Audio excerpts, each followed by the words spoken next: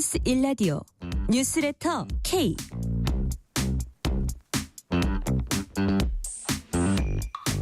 안녕하세요. 뉴스레터 K 진행하는 전종철입니다. 법원이 내란 혐의를 받고 있는 윤석열 대통령에 대해서 체포영장을 발부했습니다. 헌정사상 최초의 현직 대통령에 대한 체포영장 발부입니다. 최상목 대통령 권한대행이 국회가 선출한 헌법재판관 3명 중 2명을 즉시 임명하고 1명은 여야 합의가 확인되는 대로 임명하겠다고 밝혔습니다. 최상목 권한대행은 내란 특검법과 김건희 여사 특검법에 대해선 제2요구권을 행사했습니다. 그 의미와 파장을 정치 토크 코너에서 상세히 짚어봅니다. 제주항공 여객기 참사가 발생한 지 사흘째인 오늘 희생자 장례 절차가 시작됐고 블랙박스 분석과 함께 사고 원인 규명을 위한 현장 조사도 이어졌습니다. 30여 년 베테랑 조종사 경력을 가진 전문가와 함께 참사 원인 등을 깊이 있게 분석해 보겠습니다. 문자 샵 9730, 짧은 문자 50원, 긴 문자는 100원, 어플리케이션 콩으로 보내시면 무료입니다.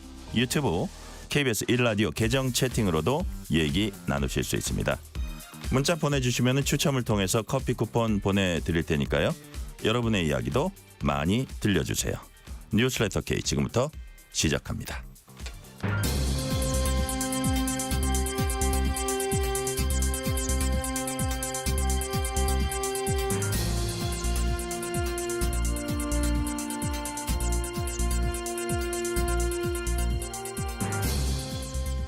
참사 발생 사흘째 사고 원인을 둘러싼 분석이 본격화되고 있습니다.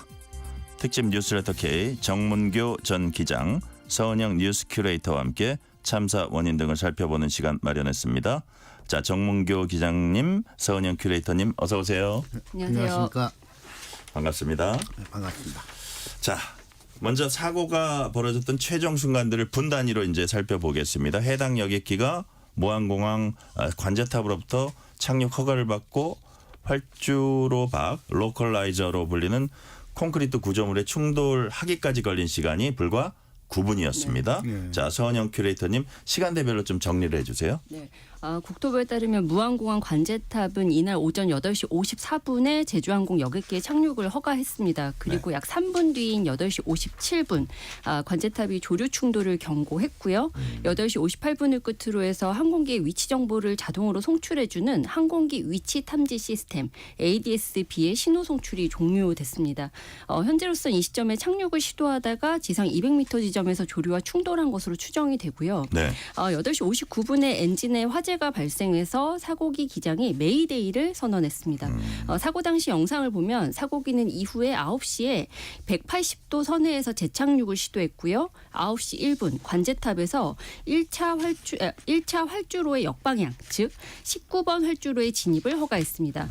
9시 2분 사고기는 랜딩 기어 없이 활주로 3분의 1 지점에 접지했고요. 동체 착륙을 하다가 9시 3분 활주로 끝에 있는 흙으로 덮인 콘크리트 둔덕과 외벽에 충돌하면서 대형 참사로 이어졌습니다. 네.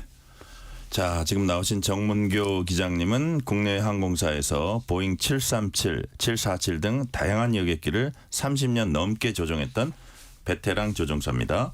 일단 관제탑에서 1차 착륙 허가할 때까지는 별다른 이상이 없어 보였어요. 근데 착륙 허가가 날 때쯤 여객기는 보통 공항에서 어느 정도 거리에 있을 때 착륙 허가 나고 그럽니까?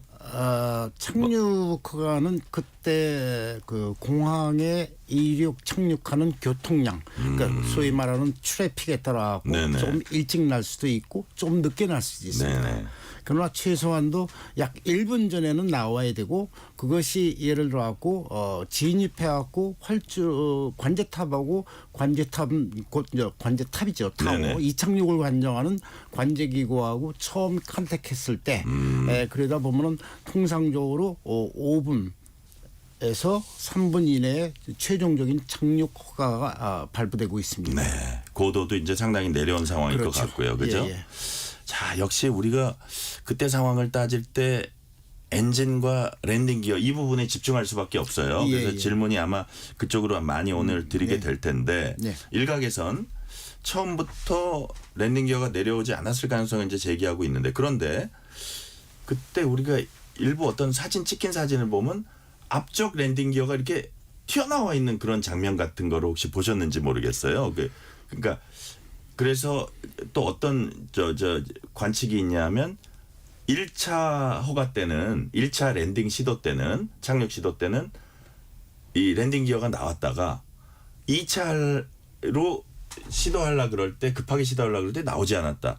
이렇게 봤는데 그때 상황은 어떻게 보셨어요? 밖에서 보시기에. 제가 현재까지 예. 보도된 자료라든가 국토부 발표 등을 참고로 하면은 네네. 처음에 1차적으로 활주로 01번으로 접근해서 착륙하려고 시도를 할 때는 그게 이제 제대로 된 아니죠. 그때는 랜딩 기어 즉 착륙 장치가 정상적으로 작동되지 않았나.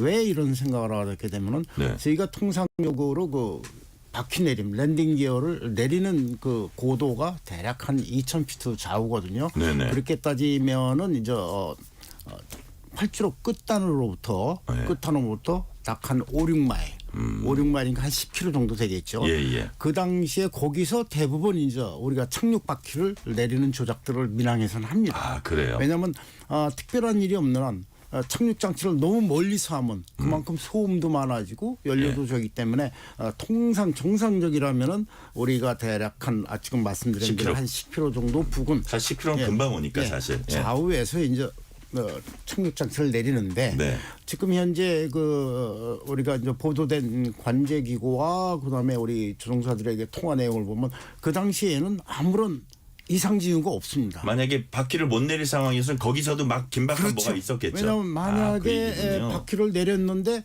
비정상적으로 모두 안 나왔거나 또는 내려왔긴 내려왔는데 일부 바퀴가 안전하게 락킹이 안 됐거나 거기서 이상이 발생했으면 벌써 조종사는 계속해서 접근을 못하죠. 그렇죠. 아까 말씀하신 대로 200m 여기까지 내려올 수가 없죠. 이미 거기에서 관제탑하고 교신이 이루어져서 현재 상황을 설명하고 네. 우리가 계속 접근할 수 없으니까 네. 우리를 다른 곳으로 유도를 해서 시간을 갖고 우리가 또 이 착륙 바퀴가 안 내려왔을 때는 거기에 따른 처치 절차가 쭉 있거든요. 예. 그러면 시간이 걸리거든요. 시간도 걸리고 그러기 때문에 재상승해서 어느 지점으로 가서 예. 그 절차에 따른 착륙 바퀴 다시 내릴 수 있는 어떤 조치를 취하게 됩니다. 그런데 아시다시피 처음에 접근해서 할 때는 아무런 이상이 없었거든요. 그죠? 그 말은 이미 착륙 랜딩 기어하고 또 하나 우리가 생각해 그 고양력 장치 플랩이라고 그러는데 이것이 정상적으로 작동이 됐다고 우리가 추측할 수가 있죠. 아, 그래요. 자, 근데 서은영 큐레이터님, 착륙허가 3분 후부터는 상황이 긴박해지기 시작했습니다. 이와 관련한 교신 내용 일부가 공개됐고 또 관제탑 근무자들에 대한 조사도 이루어졌다고 하는데 이와 관련해서 좀 공개된 내용이 지금 좀 있나요? 네, 일단은 이제 국토부에서 이제 설명하기로는 네. 이제 기장이 메이데이 선언하고 복행한 다음에 19분 활주로로 동체 착륙하기까지 약 3분간 모든 교신 기록은 남아 있다라고 네. 설명을 하고 있고요. 지금 이제 아무래도 사고 여객기 조종사와 무항공항 이제 관제탑 간 교신에서 이제 참사 실마리를 찾을 수 있기 때문에 좀 기대감도 크고 관심이 또 높을 수밖에 없는데 현재로서는 이제 면담 내용이라든지 교신 내용 이와 관련한 모든 내용들은 비공개로 하겠다. 공개하지 않겠다라는 것이 일단 국토부의 방침입니다. 네. 이게 지금 이제 교신 내용이 이제 3분가량 이제 남아 있다고 말씀드렸습니다만 이 확보한 교신 내용이 관제탑의 음성 파일만 있는 겁니다. 네, 그러니까 네. 이제 우리가 전화 통화 녹음을 이제 만약에 이렇게 기기로 하는 게 아니라 옆에서 녹음기를 틀어놓고 만약에 녹음을 한다면 네. 양쪽 당사자 간의 대화 내용이 저장되어 있는 게 아니라 이제 관제사가 말하는 음성만 녹음이 되잖아요. 그래서 만약에 이제 구체적인 내용을 파악하려면 그러니까 기장과 관제사 간에 이제 어떤 대화가 오갔는지를 정확하게 파악을 하려면 결국에는 이 교신 내용과 블랙박스의 음성 기록 장치까지 같이 조합이 돼야 되고 추가 이제 조사 내용들이 조합이 돼야 관련된 사실관계 파악이 명확하게 된다라는 겁니다. 그래서 지금 현 단계에서는 공개하는 것이 적절치 않다라는 것이 일단 국토부의 판단이고요. 다만 일부 교신 내용들이 좀 알려진 것들은 있습니다. 그러니까 기장이 8시 59분에 메이데이를 외친 다음에 관제탑에 이제 조류 충돌을 의미하는 버드 스트라이크를 2차례 외치고요. 그리고 이제 복행을 의미하는 going around라고 교신 다시 상승하는. 네, 그렇게까지는 나와 있는 상황입니다. 아, 그렇다면 이거를 거기서 이제 좀 더 이렇게 좀 상황을 밝히는데 좀 되게 보수적인가 봐요. 지금 뭐 여러 가지 상황들이 있으니까 그걸 종합해서 나중에 밝히려고 그러는 것 같은데 그렇다면 자, 서은영 큐레이터님 중간에 관제탑과 사고 여객 기간 교신이 원활하지 않았다는 얘기도 나오는데 네. 여기에 대해서도 조사 당국이 뭐 특별히 구체적으로 얘기하진 않았나요? 네, 다만 이제 원활하게 진행되지 않았다라는 사실만큼은 정확하게 이야기하고 있습니다. 그러니까 이 네네. 교신 이후로 이제 메이데이 교신이 있던 그 딱 직후부터 이 관제탑과 항공기 간의 통신이 원활하게 진행되지 않았다라는 겁니다. 그래서 이 소통이 진행되지 않은 상황에서 소통이 단절된 채로 항공기가 착지했다. 이렇게 일단은 이제 국토부에서 설명을 하고 있고요. 네. 이런 통신 불능 문제 때문에 아무래도 이제 관제탑에서 상황을 좀 판단하기가 어려웠고 그래서 조종사가 메이데이를 선언했음에도 불구하고 그로부터 3분 뒤에 이제 관제탑에서 소방 출동 요청까지 이루어지기까지 이제 시간이 좀 지체됐던 것이 아니냐 이런 네. 추측이 나오고 있는 겁니다. 자, 아까 이제 기장님 말씀하셨을 예. 때요. 그러니까 어쨌든 여러 가지 상황으로 볼 때 그때 뭐 한 10km 떨어졌을 때 아무 얘기 없었던 걸로 봐서는 바퀴가 정상적으로 나왔던 것 같다. 근데 1차적으로 우리가 착륙을 시도하려다가 이제 착륙이 제대로 안 되고 2차 시도를 했는데 예. 2차 시도는 또 급하게 방향을 틀어가지고 했잖아요. 예. 그렇다면 그 사이에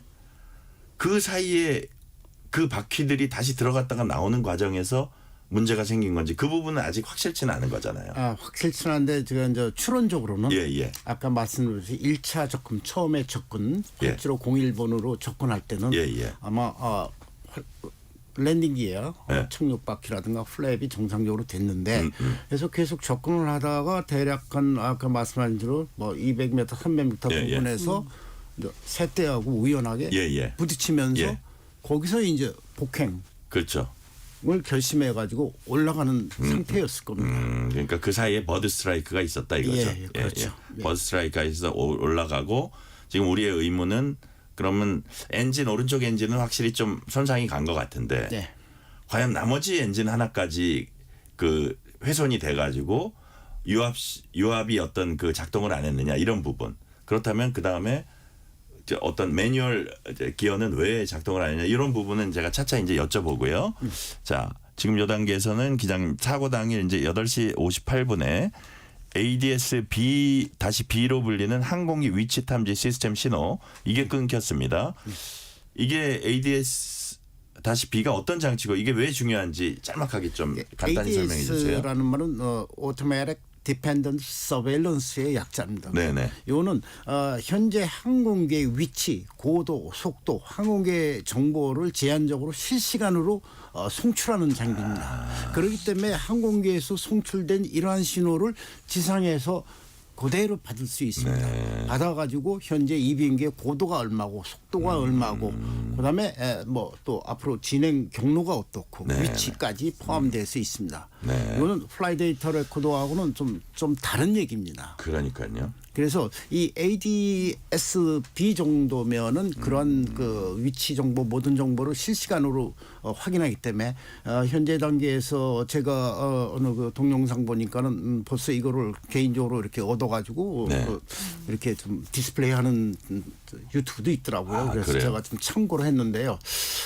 좀 더 처음에 1차 접근할 때 어떠한 상태로 접근하는가도 여기 보면 좀 나타나 있습니다. 그래요? 그러나 그것이 어떤 공식적인 자료가 아니기 때문에 제가 이제 말씀을 못 드리는데 그래요? 정확한 것은 앞으로 추후 밝혀지겠지만은 일단은 정상적으로 기아 플랩을 내리고 접근하다가 1000피트 이하 저희가 통상적으로 조종사들 거의 모든 민항기는 1000피트 약 300m 높이를 통과할 때 지금서부터 내가 모든 착륙을 안전하게 준비가 다 됐다. 플랩도 내려오고 랜딩 기어도 정상이고 전혀 문제 없다. 그러면 컨티뉴 어프로치, 스테이블라이즈드, 안정된 접근이고 만약에 그 1000피트라는 지점 300m 그 높이의 상공을 통과할 당시 뭔가 하나라도 플랩이라든가 또는 뭐 랜딩 기어라든가 뭔가 안전에 위해되는 요소가 발생 시에는 저희가 언스테이블라이즈 어프로치 그래갖고 고라운드를 하도록 모든 항공사가 그렇게 조작기 통일되어 있습니다. 보통 고어라운드 할 때 그 바퀴가 다시 들어갑니까? 들어가죠. 아니면? 절차가 일단은 고라운드 할 때는 기술을 들고 수력을 증가시키면서 동시에 바퀴도 올리고 그다음에 플랩도 순차적으로 올립니다. 그래서 추론해 보건데 들어간 바퀴가 다시 안 나왔군요. 다시 시도할 때. 그렇다고 봐야죠. 지금요. 예, 네. 예, 너무 안타깝습니다. 그래서 이제 네, 지금 좀 안타까운 것은 이 상승하는 단계, 네. 좀 추력을 많이 넣었을 거 아닙니까? 예, 예. 그런 상황에서 조류 충돌이 만약에 조류가 흡입이 되면 상대적으로 예. 피해가 커질 수가 있죠. 그게 이제 우측 엔진 같은 경우는 저희가 저거는 상당한 엔진에 데미지가 있을 수 있다라고 추론을 하죠. 근데 저게 불이 났는지 또는 다른 종류의 예. 좀 오버히 과열됐거나 그거는 또 조사를 해봐야 됩니다. 그러니까요. 예. 자, 서은영 큐레이터님. ADS-B 신호가 끊긴 후 1분인 8시 59분 항공인 관제탑에 메이데이 선언하고 폭행 고 어라운드 이제 상승을 통보합니다. 자, 이 상황에 이제 위급해지기 시작하는 상황에 탑승객들이 지상에 가족들에게 뭐 카톡이나 문자를 보냅니다. 아주 긴급하게. 그 어떤 그 긴박한 순간에 승객들 어떤 메시지를 가족들과 지인들과 주고받았습니까? 네, 우선 이 사고 비행기가 무항공에 착륙할 예정이었던 이제 어제 오전 9시에 탑승객 중 이제 한 명이 공항으로 이제 죄송합니다. 엊그제 오전 네네. 9시에 탑승객 중 이제 한 명이 공항으로 마중 나온 가족에게 보낸 메시지가 있습니다. 그 내용을 보면 새가 날개에 껴서 착륙을 못 하고 있다. 예. 잠깐 기다려라. 이렇게 이야기를 하고요. 여기에 이제 가족이 언제부터 그랬냐라고 물어보니까 예. 9시 1분이 됐을 때 방금 이라면서 유언해야 하나 이제 농담 섞인 이제 메시지를 네네, 보냅니다. 그러니까요. 그런데 이 메시지를 끝으로 이제 더 이상 연락이 오지 않고요. 이 비행기가 새와 충돌해서 첫 번째 착륙에 실패한 직후 이제 가족들에게 급박한 기내 상황이 좀 전달이 됐던 것으로 일단 보이고요. 네. 이와 유사한 내용의 메신저 대화가 이제 좀 갈무리 돼서 어제 여러 온라인 커뮤니티에 좀 올라온 게 또 한 가지가 있습니다. 사고 당일 이제 9시 1분에 보낸 메시지고요. 뭐 엄마 비행기에 새가 껴서 착륙을 못 하나 봐. 갑자기 전화하래. 안 받아서 카톡 남겨. 엄마 사랑해라는 내용인데요. 사실 이 메시지 같은 경우에는 좀 진위 여부가 확인되지는 않았습니다. 그러니까요. 자, 다시 이제 착륙 시점 그거를 이제 우리 정문교 기장님하고 다시 말씀을 나눠볼게요. 이제 착륙하려던 항공기가 다시 고도를 높이기 위해서 예. go around 복행이죠. 할 때 엔진 출력을 높여야 됩니다. 예, 예. 근데 해당 여객기는 보니까 이게 본래 그렇게 하려면 쫙 해서 길게 돌면서 다시 예. 이걸 가다듬고 다시 이제 바퀴 내리고 이러고 와야 되는데 예, 그런 맞습니다. 모습을 못 보였어요. 못 보이고 급하게 활주로로 들어서긴 했는데 반대 방향으로. 그건 어떤 경우에 항공사들은 이런 결정을 내립니까?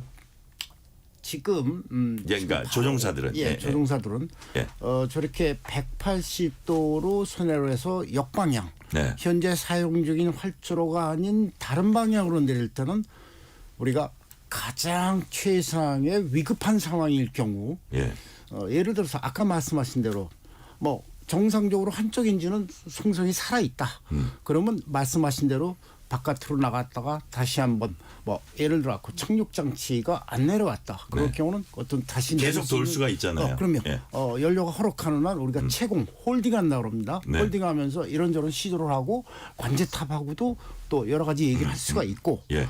그런데 지금 어느 상황에 어느 정도 위급했는지 모르지만 전혀 그런 좀 시도를 할 수가 없는 상황에서 바로 저 역방향으로 내렸거든요. 그러니까 하늘로 거의 올라가지도 않았죠. 왜냐하면 그러니까는 그 여러 가지로 지금 우리가 대드는 게 예. 조류 충돌을 했으면 만약에 한쪽 엔진만 냈으면 한쪽 엔진은 살아있지 않습니까? 예, 예. 그럼 한쪽 엔진으로도 어느 정도 상승이 가능하거든요. 그런데 지금 고도 변환 어떤 그 메이데이를 선언한 이후에 그 고도 변환은 상당히 미미하거든요. 네네. 그렇다면은 왼쪽 엔진 우리가 통상적으로 넘버 원 엔진이라고 그러는데 예, 예. 왼쪽 엔진에도 무슨 이상이 있지 않았을까? 그렇지 않았으면 왜 올라가지 않았을까? 그렇죠. 그것도 그렇고 네. 만약에 왼쪽 엔진이 정상적으로 작동이 된다면은 네. 이렇게 서둘러 가지고 역방향 내리고 랜딩 기어를 저 수동으로 저기를 해보고 그런 시도를 할 수 없이 그냥 급박하게 그렇게 내릴 이유가 없었지 않았을까. 그래서 지금 사실은 고람 복행이 시작한 이후에 이제 왼쪽 엔진 그 상태가 어땠는가 그런 것이 나중에 이제 추가로 밝혀져야 조사해서. 실마리가 이제 쭉 풀릴 수 있습니다. 네, 서은영 큐레이터님. 이와 관련해서 일각에서 셧다운으로 불리는 전원 차단 가능성이 이제 제기되고 있거든요.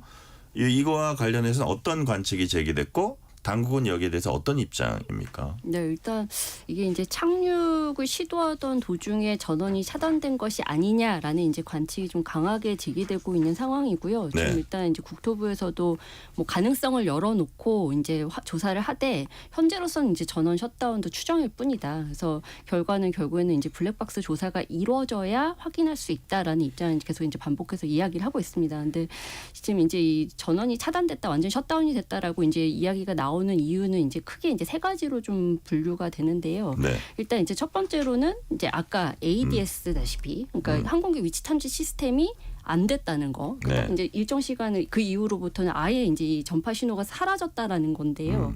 이게 아무래도 이제 ADS-B 같은 경우는 전원이 들어와야 작동을 하는데 예. 결국에는 전원 차단이 됐기 때문에 송출을 멈춘 거 아니냐라는 이제 이야기가 하나 나오는 거고요. 이제 두 번째로는 사고 영상을 봤을 때 이 사고 항공기가 동체 착륙에 성공을 했지 않았습니까? 그런데도 이제 속도를 크게 줄이지를 못한 채로 이제 콘크리트 둔덕에 그대로 부딪히는데 이때 이제 이 착륙 후의 속도를 제어해주는 엔진 역추진이라든지 뭐 네. 항공기 날개 플랩이라든지 뭐 스피드 브레이크 같은 것들이 작동하지 않았다라는 건데 이거 역시도 이제 전원이 셧다운됐기 때문으로 볼 수 있다라는 겁니다. 네. 그리고 이제 또 한 가지는 통상 이제 활주로 시작 400m 지점에서 이제 항공기가 착륙하는 것과 다르게 이제 사고 항공기 같은 경우에는 이제 활주로 시작 1200m 지점에서 착륙을 했거든요. 예, 예. 그리고 이제 공중에서 메이데이 선언 직후에 충분한 복행 없이 바로 재착륙 시도한 점 이런 예. 것들로 여러 가지 봤을 때 이것은 전원 셧다운에 들어갔었을 가능성이 굉장히 높다라고 이야기를 하고 있는 겁니다. 네. 자, 기장님. 예.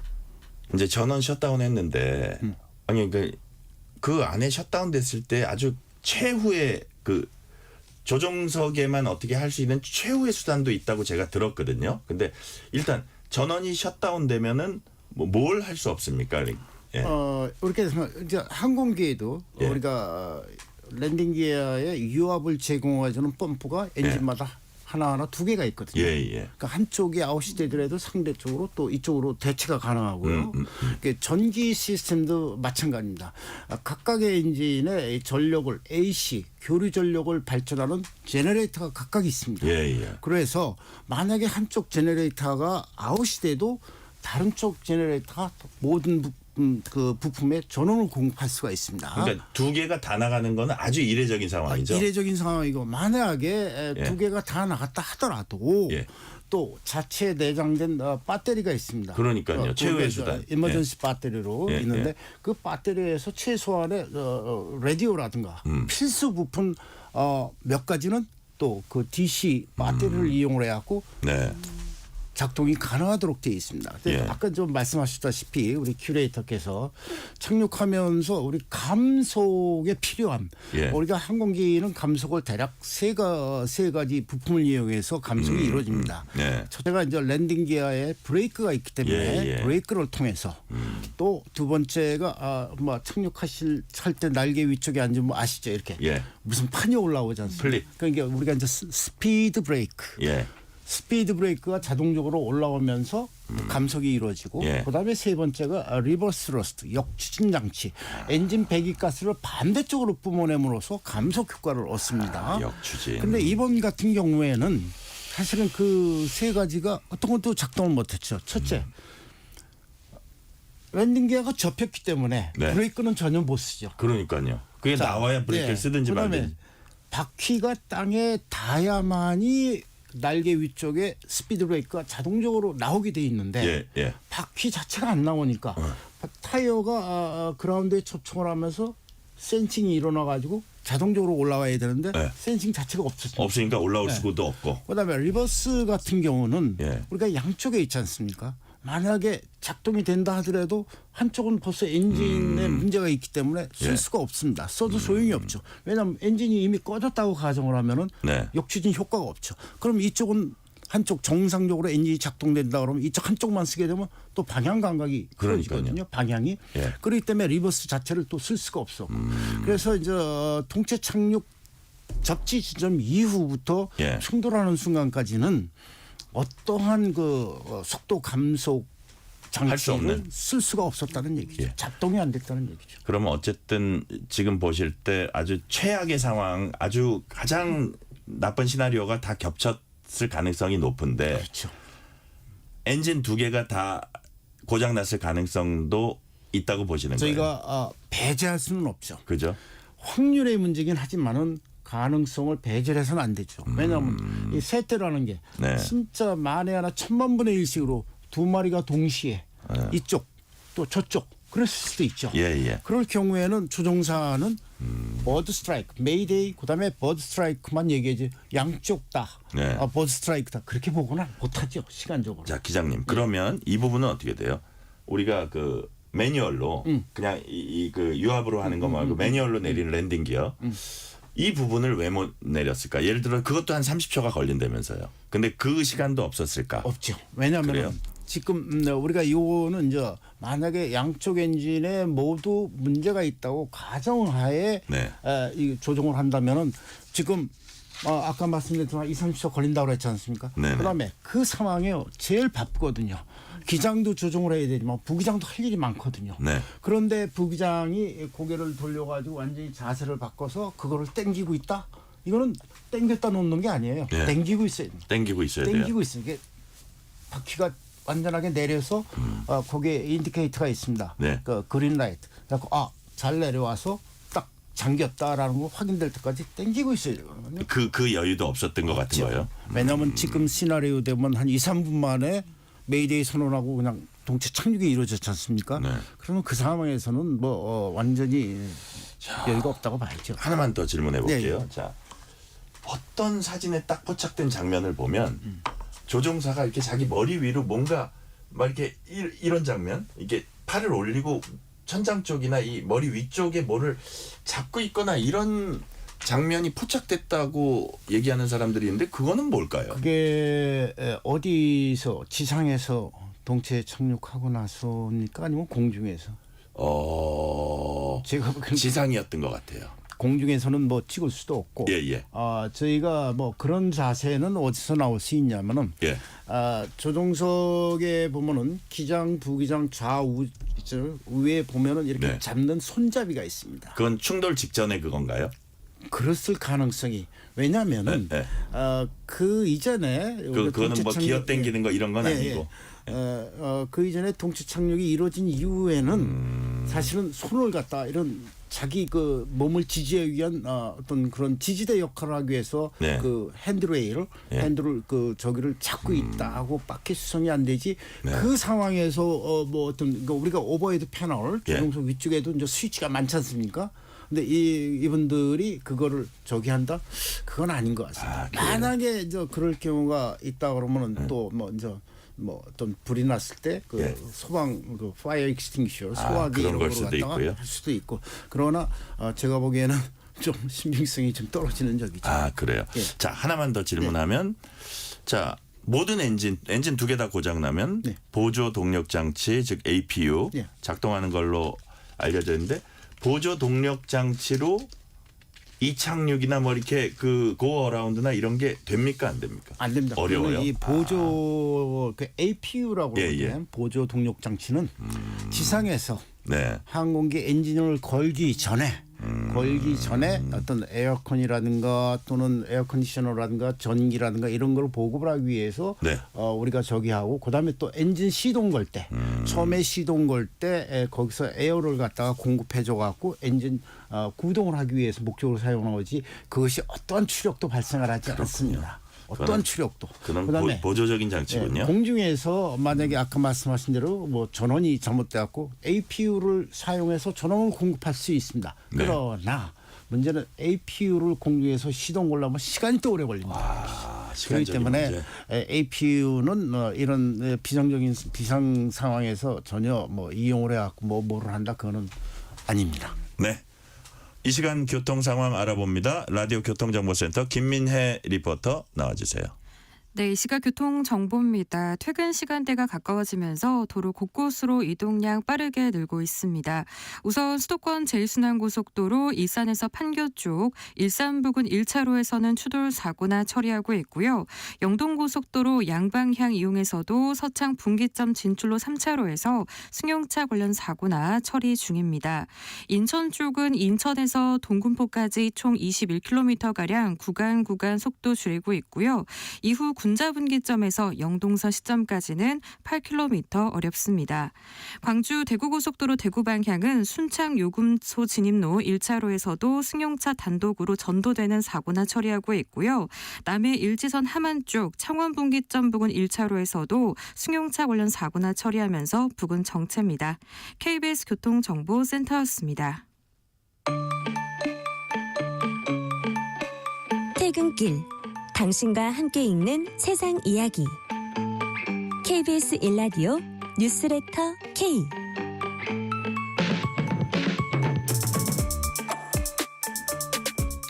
네, 지금 정문교 전 기장, 서은영 뉴스 큐레이터와 함께 비행기 참사 원인 등을 살펴보고 있습니다.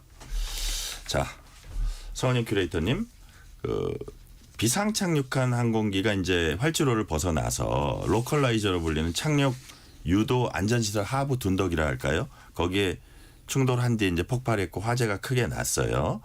근데 이제 나라 안팎에서 이제 이게 좀 그 시설이 피해를 더 키운 거 아니냐 이런 지적도 잇따르고 있어요. 어떻습니까? 네, 그렇습니다. 그러니까 이게 사고 자체의 원인은 복합적인 것이라는 것에 대해서는 이견이 없습니다만 네. 결국 이제 이번 사고가 이제 대형 참사로 이어지게 된 결정적인 원인은 이 사고기가 활주로 밖에 이제 2m 높이로 돌출돼 있는 콘크리트 구조물, 그러니까 네. 둔덕하고 외벽을 잇따라서 충돌하면서 이렇게 기체가 파손되고 화재에 휩싸였기 때문이거든요. 근데 바로 이제 이 콘크리트 구조물과 관련한 논란이 지금 끊이지 않고 있는 건데요. 일단 논란은 이제 두 가지로 나뉩니다. 그러니까 하나는 이 둔덕의 재질이 과연 규정상 적합했느냐. 그리고 또 하나는 그 위치가 이 안전거리를 확보할 만큼 충분했느냐라는 건데요. 우선 재질부터 좀 말씀을 드리면 일반적으로 이제 공항 내에는 비행기 안전을 위해서 이제 장애물을 최소화하는데 설치가 불가피한 시설이다. 그럼 이 경우에는 비행기 충돌을 대비해서 이제 부러지거나 파손되기 쉬운 재질로 제작을 한다는 것이 원칙입니다. 그리고 네. 이제 단단한 콘크리트 같은 것은 당연히 이제 사용하면 안 되고 이걸 사용했을 때 사실 이제 사고 발생 시 이제 인명 피해를 키울 수 있다라는 건데요. 예. 그리고 또 한 가지는 이제 둔덕이 활주로 말단에서 이제 충분한 거리를 확보하고 있었다면 현재와 같은 이제 264m 위치가 아니라 이제 국제 기준에 부합하게 300m 이상의 위치에 거리를 확보하고 있었다면 기체 충격을 줄일 수 있지 않았느냐라는 의혹입니다. 264대 300은 별로 차이는 안 나 별 보이는데. 차이가 안 나 보이지만 규정상으로 어쨌든 지금 그래요? 이제 차이가 있는 것이죠. 규정상으로. 네네. 근데 서은영 큐레이터님, 우리 교통당국에선 해당 시설의 설치와 재질 등이 현행 규정은 어긴 부분 없다 이렇게 입장을 내놨는데 현행 규정이 어떻게 되나 모르겠어요. 일단 이제 국토교통부에서 지금 어제 오늘 계속 이제 브리핑에서 설명한 예규는 이겁니다. 그러니까 장애물로 간주되는 설치물 같은 경우에는 부러지기 쉬운 받침대에 장착해야 한다는 규정이 있다. 근데 이 규정 같은 경우에는 네. 활주로, 이제 종단 안전구역 등에 이제 내에 위치하는 경우에만 적용이 되는 것이다. 그런데 지금 이제 이 무안공항의 이제 콘크리트 구조물 같은 경우에는 이 종단 안전구역 밖에 있는 것이기 때문에 이와 관련한 규정 자체가 아예 없다라고 설명을 하고 있습니다. 그런데 지금 이제 계속 거듭 이제 논란이 됐고 오늘 보도를 통해서 좀 계속 이 콘크리트 둔덕이 국내외 규정에 부합한다는 국토부 해명이 사실이 아니라는 정황들이 계속해서 좀 나오고 그래요? 있는 상황입니다. 지금 이제 게다가 이게 우리 항공안전법 상에 있는 내용인데요. 로컬라이저가 설치된 영역까지 종단 안전구역으로 봐야 한다는 규정이 있습니다. 그런데 지금 일단 국토부는 지금 오늘 오전 브리핑까지도 계속해서 여기는 종단 안전구역 밖이다라고 설명을 해왔던 것이거든요. 그래서 여기에 대해서는 지적이 이제 계속해서 나오니까 오늘 이제 오후 브리핑 직후에 이제 입장을 좀 바꿨습니다. 바꿨어요? 그래서 관련된 규정이 이게 정말 안전 규정에 부합하는지 검토 중이다라고 지금 일단은 입장을 바꾼 상태입니다. 자, 외국 사례 좀 볼게요. 다른 사례 보면 불시착 항공기가 로컬라이저 뚫고 비교적 경미한 피해를 입힌 경우도 있었다고 외국에서 보고된 게 있나 봐요. 그래서 그럼 다른 나라에서는 로컬라이저 관련 규정이라든지 사례라든지 이런 게 조금 취합된 게 있습니까? 이게 다른 나라에서 발생한 사고지만 우리나라 아시아나 항공기 관련된 사고입니다. 네. 2015년 4월에 일본 히로시마 공항에서 있었던 아시아나 항공 충돌 사고고요. 이게 너무나 지금 이번 사고하고 흡사한 점이 많기 때문에 이제 이게 다시 한번 좀 조명이 되고 있는 건데요. 두 항공기 모두 활주로를 이탈을 했고요. 로컬라이저와 충돌을 했습니다. 그런데 히로시마 공항 이제 그 사고 항공기 같은 경우에도 착륙 시속이 약 200km, 상당히 빨랐고요. 충돌에 이제 그때는 항공기가 바퀴는 있었죠, 어쨌든. 어쨌든. 네. 예, 그리고 예. 이제 충돌 후에 항공기가 파손돼서 엔진에 이제 불이 붙었지만 당시엔 탑승객 81명 중 경상자가 27명만 나오고 사망자가 없었습니다. 근데 이제 이 당시에 이제 사고 한 달 후에 이제 우리 국토교통부에서 이제 조사 내용을 좀 중간 발표를 했는데 이때 이제 내용을 보면 착륙하다가 이제 활주로를 벗어나서 활주로 조명과 로컬라이저 연쇄 충돌했는데 당시에는 이 히로시마 공항 같은 경우에는 이 단단한 콘크리트 구조물이 없었고요. 그러니까 이 로컬라이저 자체가 이제 안테나 모양 장치 이제 이 부분이 바닥에서 이제 완전히 솟아나 있지 않았다라는 거예요. 예. 이제 아주 거의 지면과 거의 비슷한 높이였고 그러다 보니까 항공기가 똑같이 이걸 충돌을 하고 지나갔는데도 불구하고 전혀 이제 손상이 없었다라는 것이고요. 차이가 많이 난다. 네, 두 사례가. 그렇습니다. 그리고 지금 이제 당시 충돌로 엔진과 랜딩 기어에도 일부 손상이 갔지만 큰 폭발은 없었다라는 겁니다. 그러니까 이런 점들로 미루어 봤을 때 결국에는 이 단단한 구조물 자체가 이 사고를 키운 것이 아니냐라는 의혹이 거듭 제기되고 있는 것이죠. 자, 정문교 기자님. 예. 지금 혹시 아시아나 히로시마 공항 저거 좀 기억하십니까? 저도 히로시마를 취향을 했었고요. 예. 그 요번에 말씀하신 그 사고 경위를 저도 뚜렷하게 기억을 하고 있습니다. 예. 물론 저 후배 기자이지만은 그날따라 이제 우리가 어느 일본에 그런 경우가 많습니다.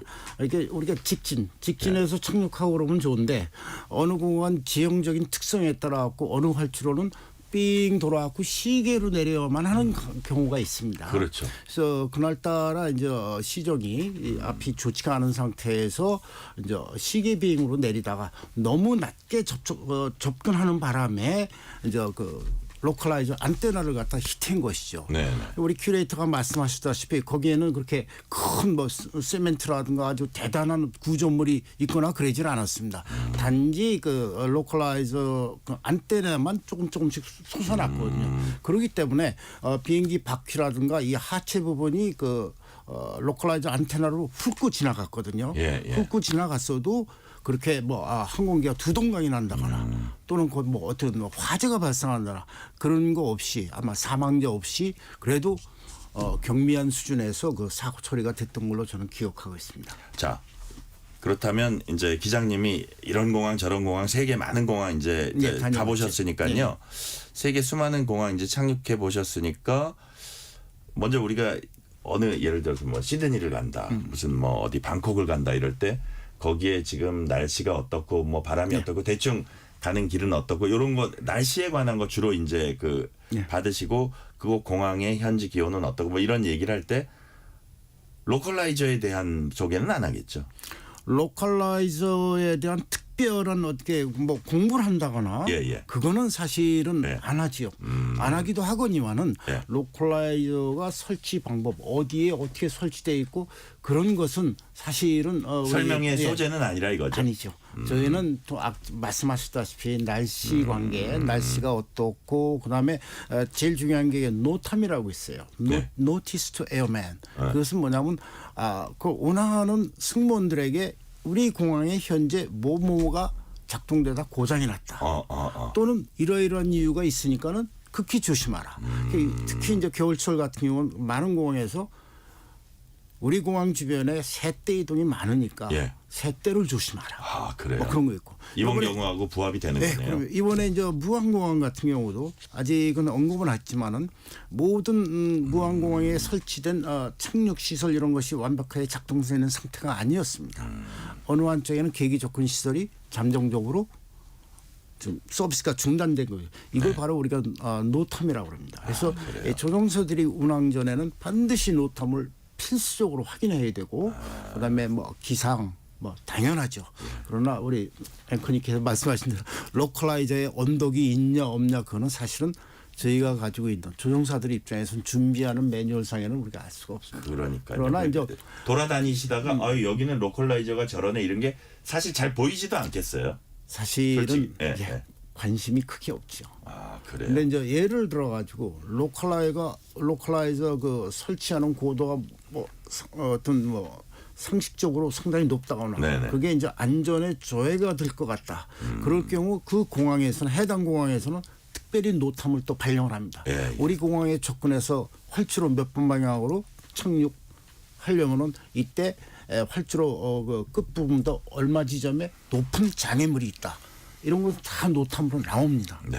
그렇기 때문에 거기를 통과할 때는 얼마 고도 이상으로 유지해라. 그리고 한 것 비행 안전에 관계되는 장애물이라든가 이런 그러니까요. 상황들은 다 조종사들한테 전파가 되어 있습니다. 그렇죠. 자, 그렇다면 로컬라이저는 뭐 필수적으로 공항에 설치해야 된다 안 된다 이것도 큰 의미는 없는 그러니까 계기 착륙이 가능한 건 ILS가 설치된 공항에서는 반드시 로컬라이저가 있어야죠. 네. 그러나 ILS가 설치되지 않은 계기 착륙 시설이 없는 공항에서 로컬라이저는 필요가 없는 거예요. 왜? 그러니까요. 시계 비행을 해야 되니까요. 그런데 무안공항 같은 경우는 양쪽 활주로 01하고 19번 활주로 양쪽에 다 ILS가 설치가 되어 있기 때문에 로컬라이저 안테나는 필수적으로 있어야죠. 그러나 예를 들어 갖고 뭐 포항이나 뭐 여순이 어느 한쪽 공항에 ILS 시설이 없다. 네. 그 로컬라이저는 의미가 없는 것이죠. 아까 시계 비행을 하니까. 중요한 뭐 새떼가 됐건 뭐가 됐건 그 공항 주변에 중요한 기상 상황 이런 것들 중요한 저기 공지 상황 그런 건 이제 중요하다 이제 그래요. 노텀. 노텀이라고 우리가 그렇군요. 부르고 있습니다. 자, 서은영 큐레이터님, 당국이 현장에서 수거한 블랙박스에 대한 정밀 분석 작업에 들어갔습니다. 블랙박스 데이터 접근이 쉽지 않다 이런 얘기가 나오는데 왜 그런가요? 네, 우리 기자님께서 더 잘 아시겠지만 이제 이 블랙박스 안에는 음성 기록 장치 그리고 이제 비행 기록 장치 네네. 두 가지가 있는데요. 현재까지 알려진 바로 음성 기록 장치에는 문제가 없습니다. 그래서 지금 이제 자료 추출이 진행 중이고요. 다만 이제 비행 기록 장치 같은 경우에는 이제 일단 외관상 파손이 있어서 일단 이제 김포 공항으로 보내져서 이제 과연 이제 이것이 복구가 가능하냐 이런 것들 좀 확인하는 작업이 이루어졌는데 이 와중에 지금 이제 추가로 확인된 것이 자료 저장 유닛과 전원 공급 유닛을 연결하는 커넥터가 분실된 상태로 발견이 됐다라는 겁니다. 그러니까 이 커넥터는 비행 기록 장치를 이제 분석 컴퓨터에 연결하는데 반드시 이제 필요한 장치인데 이 커넥터가 없으면 뭐 비행기 장치 파일을 읽어낼 수 없는 것으로 일단 알려져 있고요.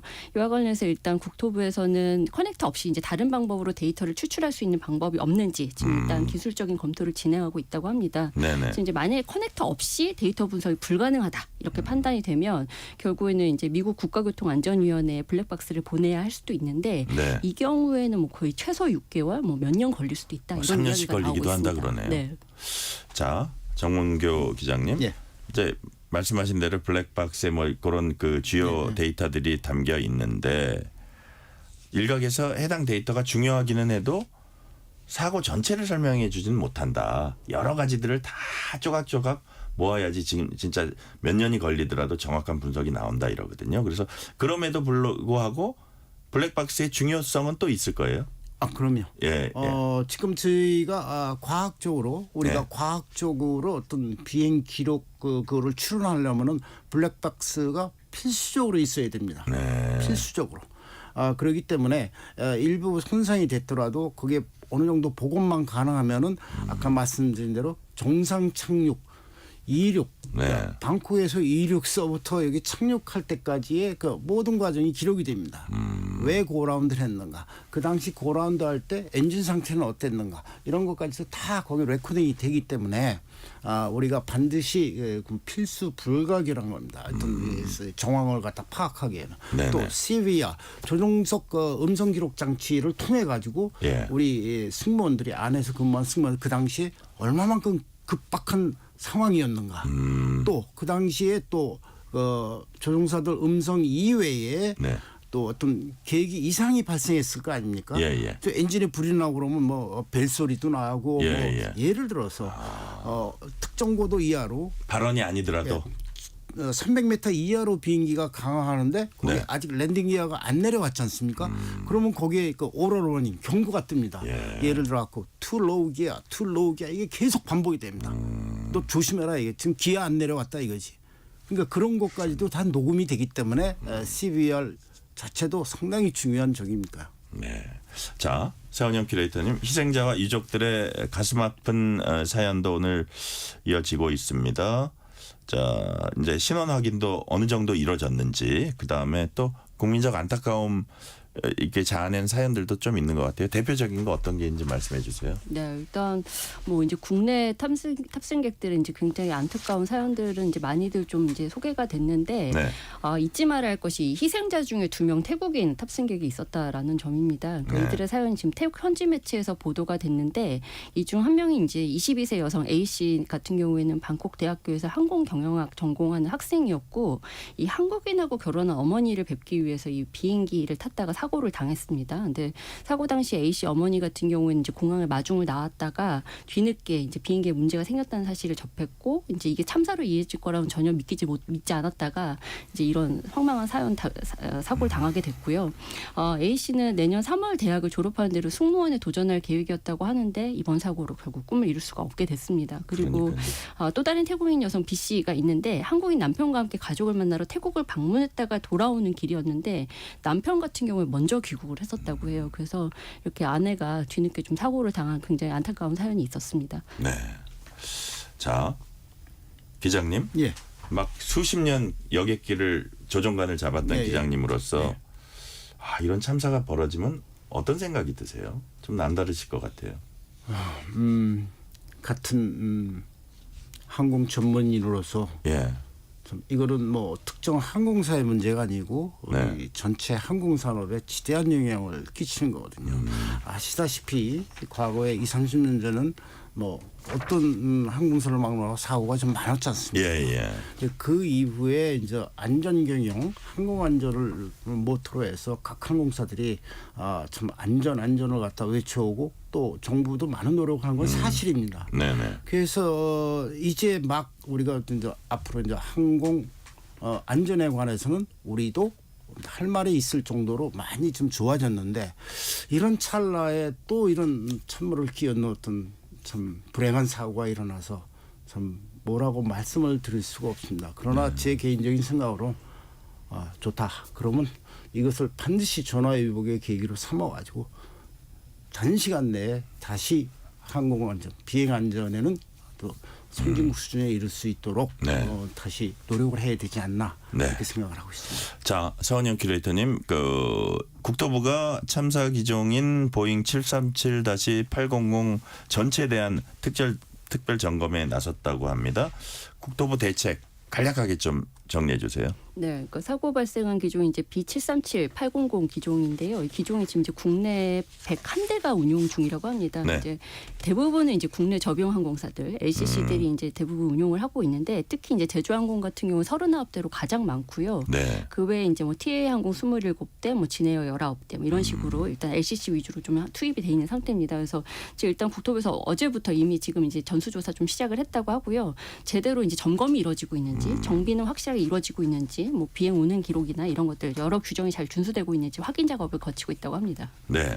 자, 기장님, 예. 보잉 737 기종 직접 꽤 오래 모셨을 거 예, 아닙니까?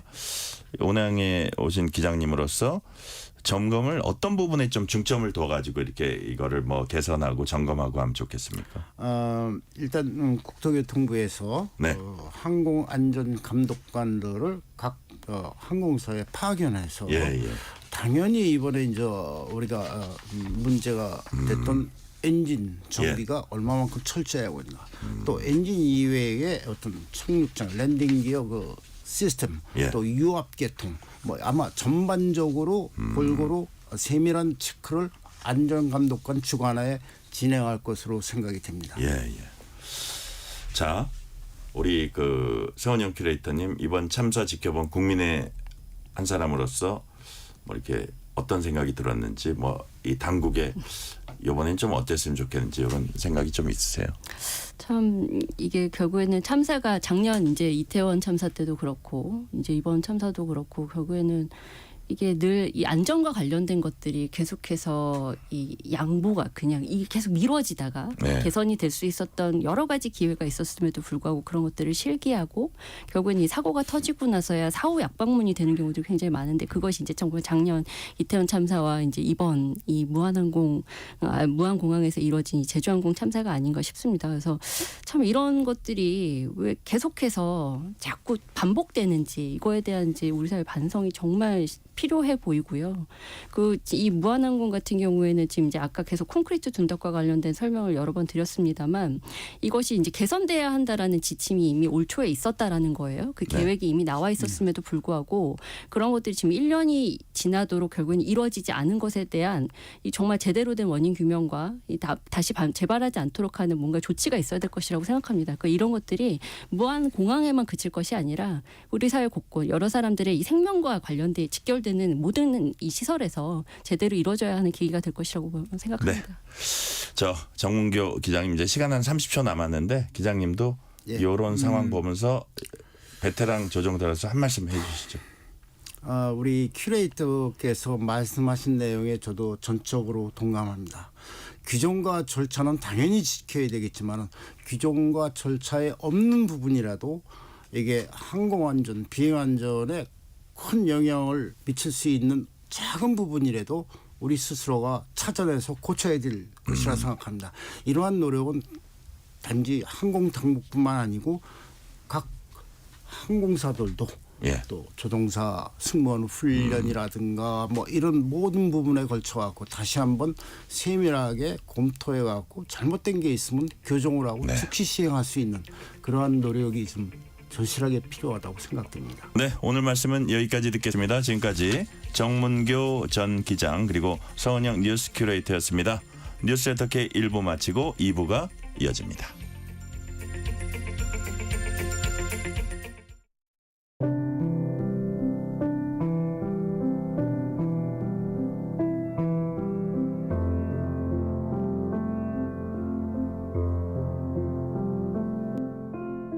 KBS 라디오 연중기획 희망충전 대한민국 619번째 이야기. 안녕하세요. 아나운서 장수연입니다.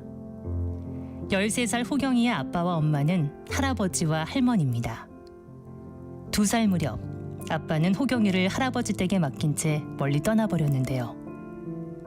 선천성 심장병이 있는 호경이와 중증 장애를 가진 고모까지 치료비를 위해서 할아버지와 할머니는 일을 놓을 수가 없었습니다. 지금도 새벽에 나가서 늦은 밤이 돼서야 집에 오는 할아버지와 할머니. 약한 심장 탓에 심한 운동과 외출도 힘들고 고모가 곁에 있어도 대화와 소통이 쉽지 않아서 호경이의 마음은 늘 외롭기만 한데요. 오늘도 혼자 밥을 차려 먹고 숙제를 하고 쓸쓸하게 잠이 든 호경이. 아직은 돌봄의 손길이 절실한 호경이를 위해서 여러분의 마음과 사랑을 보내주세요.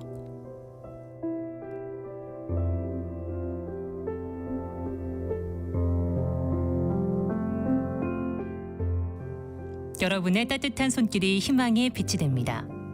ERS 060-700-1580 060-700-1580 한 통화 3,000원으로 희망을 선물해주세요.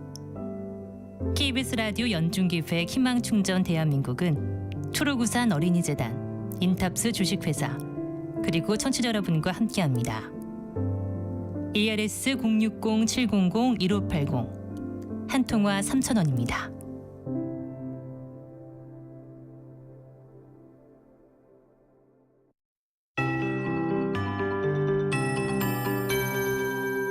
KBS 58분 날씨. 오늘 밤 대부분 지역이 맑은 날씨를 유지하면서 해넘이를 볼 수 있겠습니다. 오늘까지 강원 산지와 전남 해안에 바람이 강하게 부니까 주의해 주셔야겠고요. 내일은 강원도와 경북 위주로 바람이 강하게 불겠습니다. 영동 및 동해안, 경북 산지 등의 대기가 여전히 건조합니다. 화재 예방에도 신경 쓰셔야겠습니다. 새해 첫날인 내일 이른 새벽부터 아침 사이 강원 산지는 1cm 미만의 눈이 쌓이겠습니다. 그 밖에 대부분 지역 가끔 구름이 많이 끼겠고요. 강원 동해안과 경상권은 맑겠습니다. 따라서 동쪽 지역에서는 뚜렷하게 해돋이를 볼 수 있겠고요. 그 밖에 대부분 지역 구름 사이로 볼 수는 있겠습니다. 모레까지 평년보다는 추위가 좀 약하겠습니다만 아침 기온이 워낙 낮은 곳인 경기 북동부라든가 강원 산지 등에는 예외 없이 영하 10도 안팎까지 기온이 떨어지면서 춥겠습니다. 지금도 바람 다소 불지만 내일도 전반적으로 바람은 강할 걸로 보입니다. 체감온도 더 낮게 보셔야 되겠습니다. 일부 강원도에는 눈이 쌓여 쌓여 있는 가운데 기온이 낮은 고가도로라든가 그늘진 도로에서는 빙판이 형성되는 곳이 있으니까 안전사고에 유의하셔야겠습니다. 내일 아침 기온 서울 영하 1도, 대관령 영하 7도로 예상되고요. 낮 최고 기온 서울 8도까지 오르겠습니다. 지금 서울의 기온은 영하 0.6도입니다. 강혜종입니다.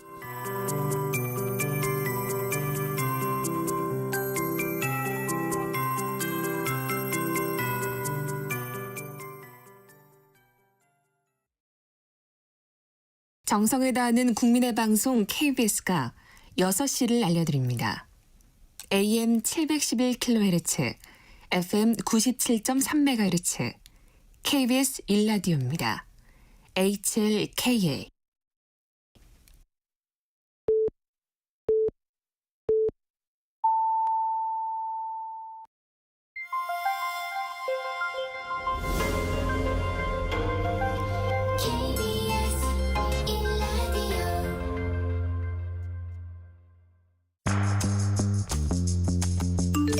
여러분은 지금 퇴근길 시사편지 한 장, KBS 1라디오 뉴스레터 K를 듣고 계십니다.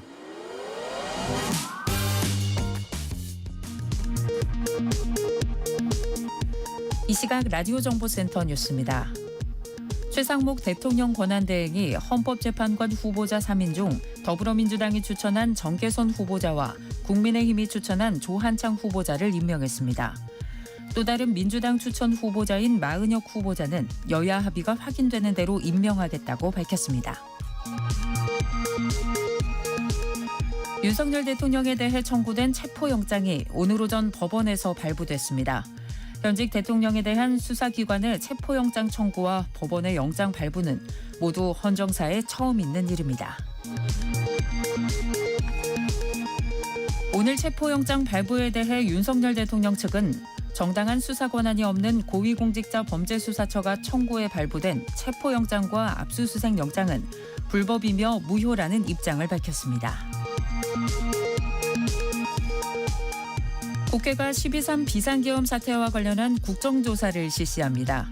국정조사 특위는 오늘부터 내년 2월 13일까지 45일 동안 더불어민주당 10명, 국민의힘 7명, 비교섭단체 1명 등 총 18명이 참여해 비상계엄과 관련한 의혹 전반을 조사합니다. 중앙사고수습본부는 제주항공 여객기 참사 현장에서 회수된 블랙박스 중 상대적으로 온전한 상태인 음성기록 장치에서 자료 추출을 시작했다고 밝혔습니다.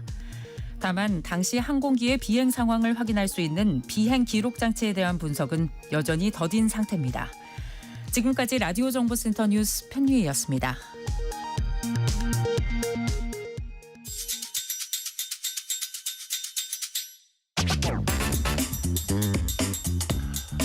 뉴스레터 K 정치 토크 송영훈 전 국민의힘 대변인, 신현영 전 민주당 의원과 함께합니다. 어서 오세요.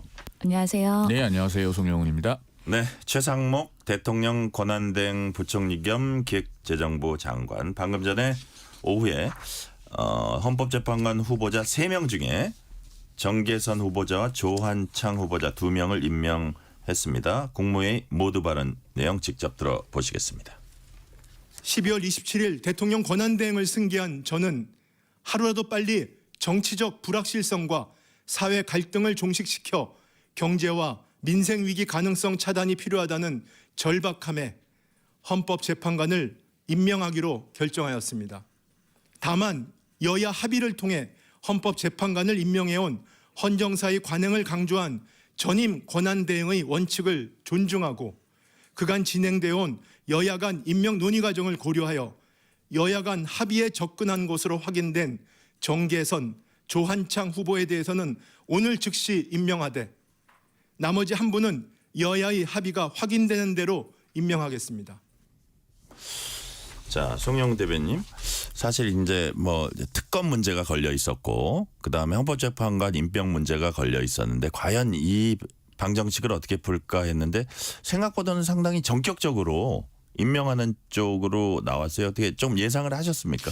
개인적으로 예상은 못했는데요. 예, 왜냐하면 예. 공직사회의 논리가 상당히 좀 수직적으로 돌아가는 측면이 있기 때문에 예, 예. 지금 한덕수 권한대행이 민주당에 의해서 그 헌법재판관을 임명하지 않았다는 이유까지 포함된 탄핵소추 사유로 탄핵소추가 되어 있는 상황에서는 예. 최상목 권한대행이 헌법재판관을 임명하는 경우에 그것이 이제 한덕수 전 권한대행에게 큰 부담을 주기 때문에 네. 그렇게 하기 어려울 거라고 봤는데 2명을 임명했어요. 그리고 2명을 임명하면서 그 명분으로 전임 그 권한대행이 추구한 그 여야 합의의 정신을 존중하는 차원에서 여야의 합의가 확인된 각 1명씩은 임명을 하고 네. 나머지 한 명의 재판관은 여야의 합의가 확인되는 대로 임명하겠다라고 해서 사실상 보류를 한 것 아니겠습니까? 그렇게 네네. 하면은 어느 정도는 명분과 현실을 조화시키는 선택을 했다. 이렇게 보여집니다. 지금 최상목 권한대행은 그 본직이 경제부총리잖아요. 예, 그러니까 예. 지금 여러 가지 그 금융시장의 안정, 우리 경제의 안정, 민생의 안정을 가장 중요하게 생각을 해야 되는데 그런 차원에서는 헌법재판관을 임명을 함으로써 한국 사회가 어떤 정말 극한까지 가는 정쟁으로 치닫는 상황은 막아내고 관리할 수 있다라고 하는 것을 보여주고자 했던 차원이 큰 것 같습니다. 네, 신영 의원님. 언론 보도를 보니까 그 한덕수 대통령 권한대행이 탄핵 소추되기 전에 당시 경제부총리였던 이제 최상목 경제부총리가 이렇게 대화를 하면서 헌법재판관 임명하셔야 된다. 그 이유는 나라와 경제가 어렵다. 이런 불확실성을 끝내려면 헌법재판관 임명해야 된다라고 이미 그 당시에 얘기했다는 그 얘기가 어떤 원로와 의논을 하는 차원에서 그러니까 그 과정에서 그런 얘기까지 했다 그러거든요. 근데 이런 과정 오늘 최상목 권한대행의 결정 어떻게 평가하십니까? 우선은 최상목 권한대행도 결국에는 가지는 개편이구나. 라는 생각을 했습니다. 그러면은 지금 정계선은 되고 마은혁은 안 되는 이유가 뭔가 논리가 궁색하죠. 사실 뭐 그럼 정계선만 합의를 한 것도 아니고 마은혁 후보자도 지금 민주당에서 2명을 추천했고 인사청문회를 거쳐서 지금 국회에서 통과돼서 올라온 후보이기 때문에 실제로는 초반에 그런 추경호 원내대표 당시에 2명, 1명 각각 양 당에서 추천을 해가지고 올라와서 인사청문회까지 거친 거잖아요. 그렇기 때문에 그러면 1명은 되고 1명은 안 된다? 그거에 대한 근거가 명확하지 않다라는 면에서 공색한 판단을 한 거 아니냐라는 생각이 들고요. 난 좀 높이 평가할 줄 알았는데 조금 의외의 대답을 하시네요. 예. 특히 경제 관료로서 있을 때는 사실은 뭐 경제적인 면에서는 당연히 헌재위원을 임명해야 된다라고 얘기할 수 있는데 그때는 아마 마음속으로는 3명 다 생각하지 않았을까 싶어요. 그런데 본인이 권한대행이 되고 나서는 이제 경제에 대한 위기 관리 플러스 정부적인 판단을 하게 된 거죠. 그러다 보니까 3명을 다 임명했을 때 그 국민의힘에서의 여러 가지 압박이 있을 거기 때문에 눈치 본 거 아니냐라는 면에서 정정당당하게 3명을 다 임명했으면 좋았을 텐데 2명을 한 건 뭐냐에 대해서 비판에 대해서는 뭔가 논란이나 아니면은 이런 책임에 있어서는 자유롭지 못할 거라고 생각이 들고요. 더불어서 지금 쌍특검법은 거부한 거잖아요. 제2요건을 행사를 한 것이기 때문에 뭔가 국민의힘과 민주당의 양당의 요청에 대해서 모두 포괄적으로 수용하는 방식을 취하긴 했지만 국민의힘 쪽으로 조금 더 치우친 판단을 한 것으로 생각이 된다. 그래서 합의 정신을 얘기하면서 1명을 추후에 임명하겠다고 하는데 그러면은 권성동 또는 뭐 당대표가 오케이 해야 국민의힘에서 오케이 해야 마은혁 후보자는 임명이 된다는 얘기인 거잖아요. 그리고 지금 상황에서 그렇게 쉽게 합의가 될 것인가 했을 때는 상당히 부정적으로 보이는 부분이 있어서 오늘의 결정은 그래도 진일보하였지만 아쉬운 부분이 분명히 있다라고 생각은 듭니다. 자, 송영 대변님. 예를 들어서 지금 그 신영 의원님이 말씀하신 나머지 1명에 대해서 안 하겠다는 건가요? 그분에 대해서 어떤 뭐 이렇게 좀 문제가 있다고 주장을 하는 건가요? 그냥 어떻게 파악을 하고 계세요? 문면 그대로 들어보면은요. 일단은 마은혁 후보자 개인에 대해서 지금 최상목 권한대행이 문제가 있다라고 지적을 하지는 않은 것 같아요. 다만 이제 이런 부분이 있죠. 그 헌법재판관 임명에 관해서 여당의 권성동 원내대표를 비롯한 원내 지도부가 굉장히 강력하게 반대를 하고 있는데 그 반대를 하는 논거 중에 하나로 이런 게 있습니다. 그러니까 2명을 자기들 마음대로? 이런 식으로. 그것도 있는데요. 네. 더 중요하게 내세우고 있는 것 중에 하나가 네. 탄핵소추가 이미 들어간 상태에서 그러면 일종의 이제 선수가 심판 고르는 거냐 그런 논리를 펴고 있어요.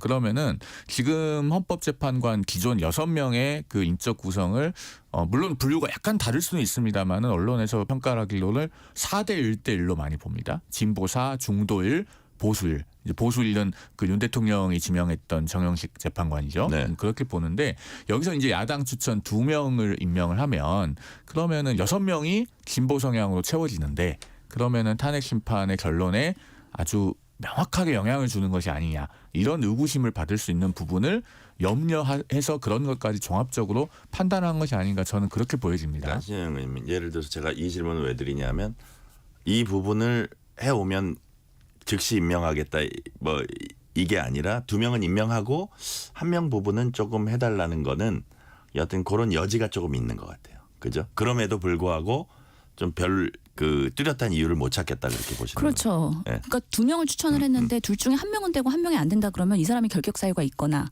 아니면 정말 이 사람은 합의가 안 됐다라는 명백한 근거가 있어야 되는데 지금은 그렇지 않기 때문에 추경호 원내대표 때 2명, 1명으로 합의를 해서 후보를 추천한 것이기 때문에 네. 지금 정계선 후보자, 마은혁 후보자에 대한 차별성이 없다. 그러는 상황에서 1명 임명하고 1명 임명 안 한 거에 대해서 어떻게 설명할 것이냐에 대해서 매우 궁색하다는 것이죠. 네. 그렇기 때문에 결국에는 국민의힘에서 헌재위원 추천을 막았던 이유는 결국엔 지연작전이잖아요. 지연작전이기 때문에 그래서 3명에 대해서 임명하지 말라는 압박이 들어간 것이고 실제로 많은 그 헌법학자들이 3명 임명해도 된다. 국회의 몫이고 권한대행이 추천할 수 있다라고 되어 있기 임명할 수 있다라고 이야기했고 오늘조차도 헌재에서도 임명해라라고 요청을 했잖아요. 그렇기 때문에 지금 헌재의 기능 할 일이 상당히 많습니다. 뭐 대통령 탄핵 소추뿐만 아니라 뭐 한덕수 권한 대행에 대한 지금 탄핵 등 할 일이 많은데 지금 그런 상황에서 2명이라도 임명한 건 참으로 다행이긴 하지만 그럼 나머지 1명은 어떻게 추가로 임명할 수 있을까?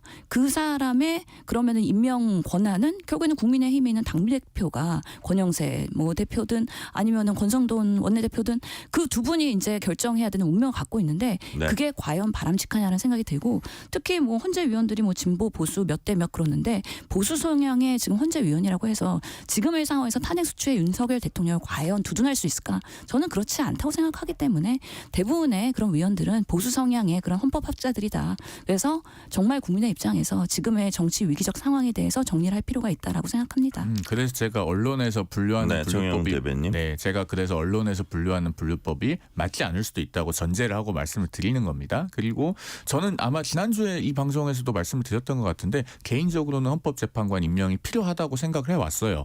그러니까 2명을 임명한 것은 어쨌든 헌법기관의 공백을 해소하는 차원에서는 잘 됐다고 보여집니다. 다만 최상목 권한대행으로서는 여러 가지 고민이 있을 수밖에 없다는 점. 특히나 권한대행은 현상 유지에 그쳐야 된다라고 하는 그런 견해가 존재하는데 그 현상 유지설이 말하는 것 중에 하나는 권한대행이 됐다고 해서 그 권한대행 된 사람의 어떤 주관에 따라서 마치 여야가 바뀐 것처럼 되어서도 곤란하다. 그런 점에서 정치적 현상 유지도 필요하다라는 것도 거기에 녹아 있기 때문에 최상목 권한대행으로서는 뭐 여당 원내 지도부가 강력하게 주장하는 바를 마냥 외면하기도 어려웠다고 보여집니다. 자, 아까 신현영 의원님은 쌍특검 법안, 내란 특검 법안, 김건희 여사 특검 법안, 제2요구안 이 부분에 대해서 이제 좀 비판을 하셨는데 그 부분은 어떻게 평가를 하십니까? 그 제2요구는 어느 정도 예상이 됐었고요. 예. 사실은 제2요구가 명분이 전혀 없지가 않아요. 왜냐하면은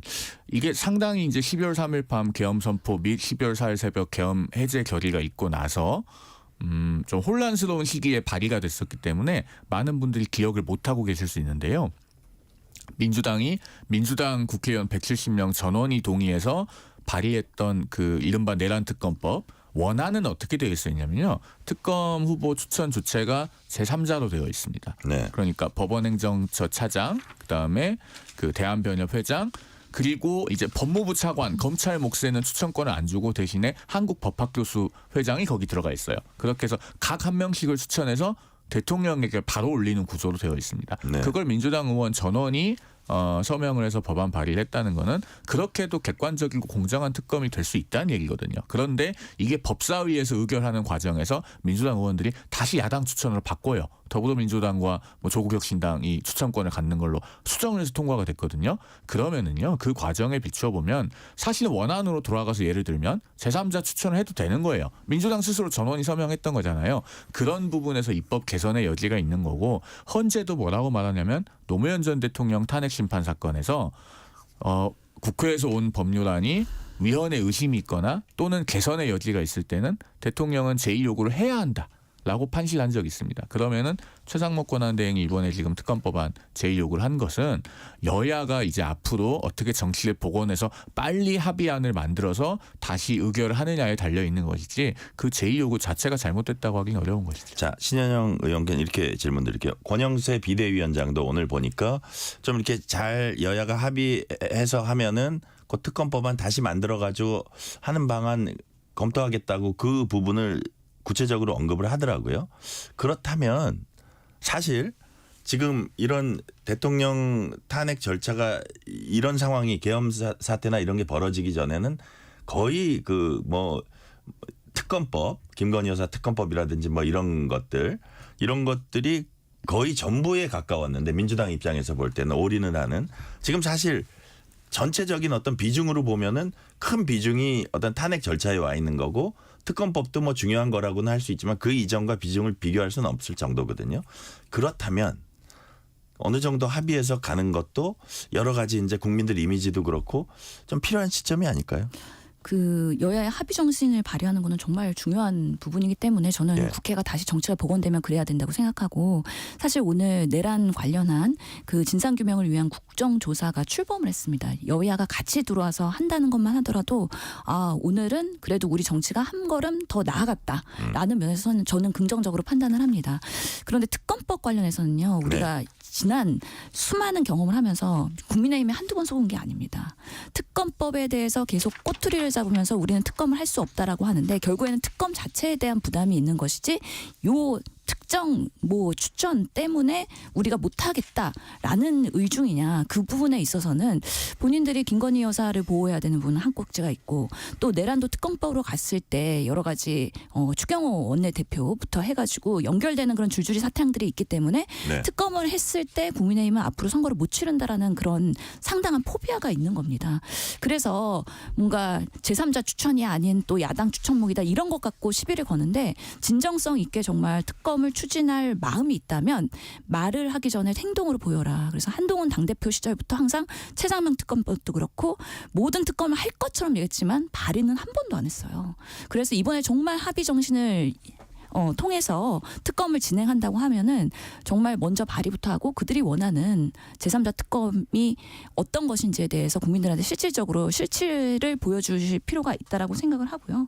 다시 말씀드리지만 그 최순실 특검 할 때도 야당이 추천했습니다. 그래서 이게 마치 뭔가 위헌적인 것처럼 계속 얘기하는 거는 사실 논리도 맞지 않고 국민을 현혹하는 거라고 저는 생각을 해서 조금 더 국민의힘이 정신을 차리면 올바른 모습으로서의 역할을 해야 된다. 그럴 때 민주당도 같이 합의할 수 있을 거라고 저는 생각하고 그렇게 되기를 바라고 있습니다. 제가 짧게만 좀 말씀드릴게요. 네, 대변인 짧게. 일단 뭐 지금 상황에서 누가 김건희 여사를 보호할 수 있겠습니까? 그 보호한다고 보호되지도 않는 상황이라는 것을 우리 청취자들께서도 많이 공감을 하고 계실 거고요. 특검 추천 문제는 이렇습니다. 그 이른바 내란 특검법 같은 경우에 지금 특검을 안 한다고 해서 수사를 막을 수 있는 상황이 아니거든요. 검찰이 이미 김영현 전 국방장관 내란 중요임무 종사 혐의로 구속 기소를 했고 오늘도 지금 여인영 전 방첩사령관 기소했잖아요. 그리고 공수처가 윤 대통령에 대한 체포영장까지 받아냈어요. 그 도도한 수사의 강물을 막을 수가 없는 상황입니다. 그러면은 내란 특검법은 만약에 하게 되면은 이제 어떤 의미가 있냐면은 결국은 특별검사가 전부 사건을 취합해가지고 공소 유지하는 그 역할일 텐데. 그럼 이거예요.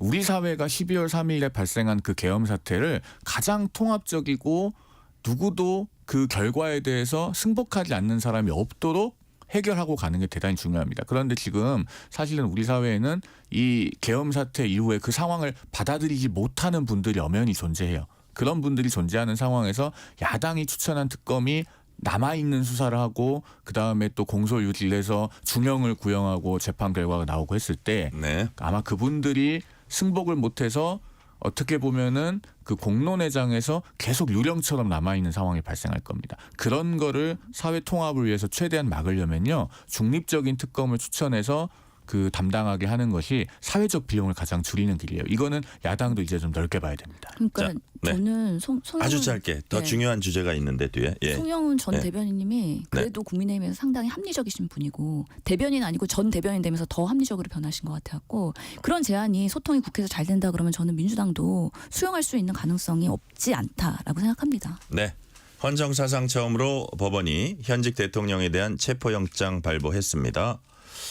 자, 송영훈 대변님, 법원이 영장 발부한 이유 어떻게 밝혔습니까? 지금 체포영장 그 발부 이유를 공식적으로 밝히진 않았잖아요. 네네. 그리고 원래 체포영장은 그렇게 이유를 잘 안 씁니다. 아, 그래요? 뭐 구속영장은 간단하게라도 쓰고 뭐 이재명 대표처럼 아주 사회적으로 관심을 받고 있는 인물 같으면은 한 892자 뭐 이렇게 써주기도 하는데 지금 공식적으로 나온 사유는 없어요. 다만 네. 우리가 이제 추론해 볼 수 있는 건 있습니다. 첫째로 윤 대통령 측에서는 그 공수처가 수사 권한이 없다라고 주장을 하고 체포영장 청구가 되니까 변호인 선임계도 돌연 제출하고 의견서도 냈잖아요. 네. 그런데 그런 주장은 법원이 적어도 영장 전담판사 차원에서는 받아들이지 않은 것으로 보인다. 즉 공수처가 수사권이 있다고 판단하는 입장이다. 라는 것이고요. 그다음에 두 번째로 지금 체포의 필요성도 인정을 한 거예요. 그동안에 공수처의 출석 요구에도 어쨌든 3차례 불응하지 않았습니까? 그러면은 형사소송법 200조의 2에서 규정하고 있는 그 출석 요구에 응하지 않았거나 응하지 않을 우려가 있는 때에 해당한다고 보는 거죠. 네. 그러면은 이제 공수처가 지금 윤 대통령을 체포할 수 있는 적법한 권한이 생긴 거예요. 여기에 대해서 앞으로 그러면은 윤 대통령 측과 조율을 해서 나오게 하거나 아니면은 이제 정말 체포 집행을 할 텐데 후자의 상황이 사실 오지 않기를 좀 바라는 그런 마음은 있습니다. 또 뭔가 네. 충돌이 발생하면 안 되니까요. 자, 신현영 의원님, 민주당 입장은 어떤 겁니까? 뭐 체포영장 발부됐으니까 즉각 체포를 집행해야 된다라는 입장이고요. 실제로 언론에 알려진 거 보면은 그 공수처 관계자가 이렇게 얘기했어요. 정당한 사유 없이 윤 대통령이 공수처의 출석 요구에 3차례 불응했고 네. 앞으로도 응하지 않을 우려가 있으며 죄를 범했다고 의심할 만한 이유가 있다는 게 그런 체포영장의 발부 사유거든요. 그렇기 때문에 한 나라의 대통령으로서 이제 더 이상 못 볼 걸 보지 말자. 만약에 정말 체포된다 그러면 모든 국민들은 만인에 평등하기 때문에 정말 뭐 양쪽에 그런 구속까지는 아니지만 결국에는 이 체포하는 과정에서의 똑같은 국민의 한 사람으로서 모습을 보여줄 수밖에 없는 것인데 네. 지금 관저 주변에 지지자들이 몰려들고 있고 체포영장으로 만약에 정말 그 관저로 간다고 했을 때 이런 지지자들과의 또 안전의 문제가 있거든요. 네. 그런 면에서 저는 가장 아름다운 모습은 이렇게까지 온 이상 그리고 공수처도 이 수사권에 대해서 사법부가 인정을 해준 이상 이제 대통령께서는 좀 순순히 조사와 수사에 응하시는 모습을 보이는 게 정말 대한민국을 위해서는 꼭 필요하지 않을까. 저는 외신에서 이제 뭐 체포되는 대통령의 현직 모습 이런 것들이 초유의 사태인데 그런 사진으로 뭔가 헤드라인을 장식하고 이런 대한민국이 되지를 않기를 바라는 마음입니다. 자, 송영훈 대변님, 국민의힘하고 윤 대통령 측 변호인하고 뭐 좀 비슷한 입장인데 적법하면 당당히 응할 것이지만 이번 체포영장은 불법이다. 그래서 응할 수 없다. 어떤 부분이 잘못됐다는 거예요? 대통령실이 윤 대통령 측이 그런 입장을 밝혔거든요. 그러니까 윤 대통령 측의 주장은 줄기차게 그런 거죠. 공수처는 수사 권한이 없다. 그 논리를 이제 뭐 제가 대변하는 입장은 아니지만 뭐 청취자들 이해를 돕는 차원에서 좀 풀어서 말씀을 드리면은 근데 공조본이 같이 하는 거 아닌가요? 같이 하는 건데 예. 지금 어쨌든 그 윤 대통령 측의 주장은 그런 걸로 이해가 예. 돼요. 예. 현직 대통령은 헌법 84조에 의해서 내란 또는 외환의 죄를 범하지 않으면 재직 중에 소출받지 않잖아요. 그런데 공수처가 지금 수사할 수 있는 범죄는 대통령은 수사 대상인 공무원에 포함이 되지만 모든 죄를 다 수사할 수 있는 게 아니고 공수처법에 수사할 수 있는 죄가 열거가 돼 있어요. 네. 그 중에 하나로 이제 직권남용이 있는 거죠. 그러면은 공수처는 그 열거된 죄에는 내란죄가 없기 때문에 어떤 논리를 타고 들어가냐면은 직권남용죄를 수사하면서 그 수사 과정에서 인지한 그 해당 고위 공무원의 관련 범죄로 내란죄를 수사한다. 이런 논리 구조를 갖고 가는 겁니다. 그런데 이제 윤 대통령 측의 입장은 현직 대통령은 내란 외환이 아닌 나머지 나머지 죄들에 대해서는 어차피 소추 자체가 안 되는데 어떻게 직권남용을 수사한다는 걸 전제로 해서 관련 범죄로서 내란죄를 수사할 수 있느냐. 지금 그 논리라고 보여져요. 네. 그런데 어쨌든 지금 법원이 그거 안 받아들이겠다고 하는 거거든요. 그리고 더 중요한 거는요. 만약에 이게 공수처가 수사 권한이 없다고 하면요. 공수처는 사건을 다시 검찰로 보내야죠. 그러면 검찰은 체포영장이든 뭐든 다 지금 수사권이 있는 거예요. 이미 김영현 전 국방장관 관련 사건에서 수사권이 있는 걸로 법원의 판단을 한번 받았잖아요. 구속영장 발부받으면서. 그러니까 사실 저는 윤 대통령 측 변호인의 입장은 그렇게 그 의뢰인이 윤 대통령 본인에게는 궁극적으로 도움이 되지는 않는 거라고 봅니다. 큰 의미가 없어요. 아, 그래요? 이게 중앙지법이 아니라 서부지법에서 뭐 영장 청구한 것 이것도 문제라 그러는데 그건 또 무슨 얘기예요?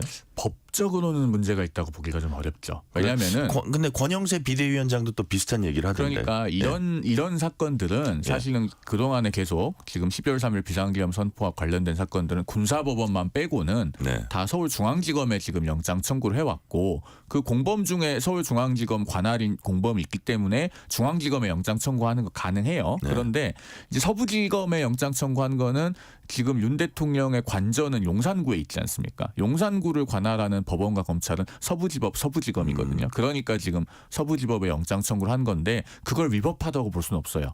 다만 이게 이제 영장 발부 가능성을 고려해서 공수처가 여러 가지 검토 끝에 서부지법으로 간 것이 아니냐라는 거는 지적할 수는 있는데 그렇다고 그거를 뭐 불법하다고 할 수는 없는 겁니다. 자, 신영 의원님, 윤 대통령 측은 체포영장에 대한 권한쟁의 심판, 효력정지 가처분 신청도 할 예정이라고 하는데 법적인 조치까지 취하면서 부당함을 계속 주장하는 이유 뭐라고 보십니까? 뭘 끝까지 부인하면서 내가 비상계엄 합법적으로 나의 그 권한 내에서 한 것이다라는 주장에 일관성 있게 가시는 거죠. 그래서 윤석열 대통령은 일관성이 항상 있어요. 그리고 예측 가능성이 있어요. 절대 뭔가 국민을 위한 눈높이에서 전선을 흐트리지 않고 본인 주장만 독자적으로 하는 독불 장군의 그런 스타일이기 때문에 여기까지 왔다.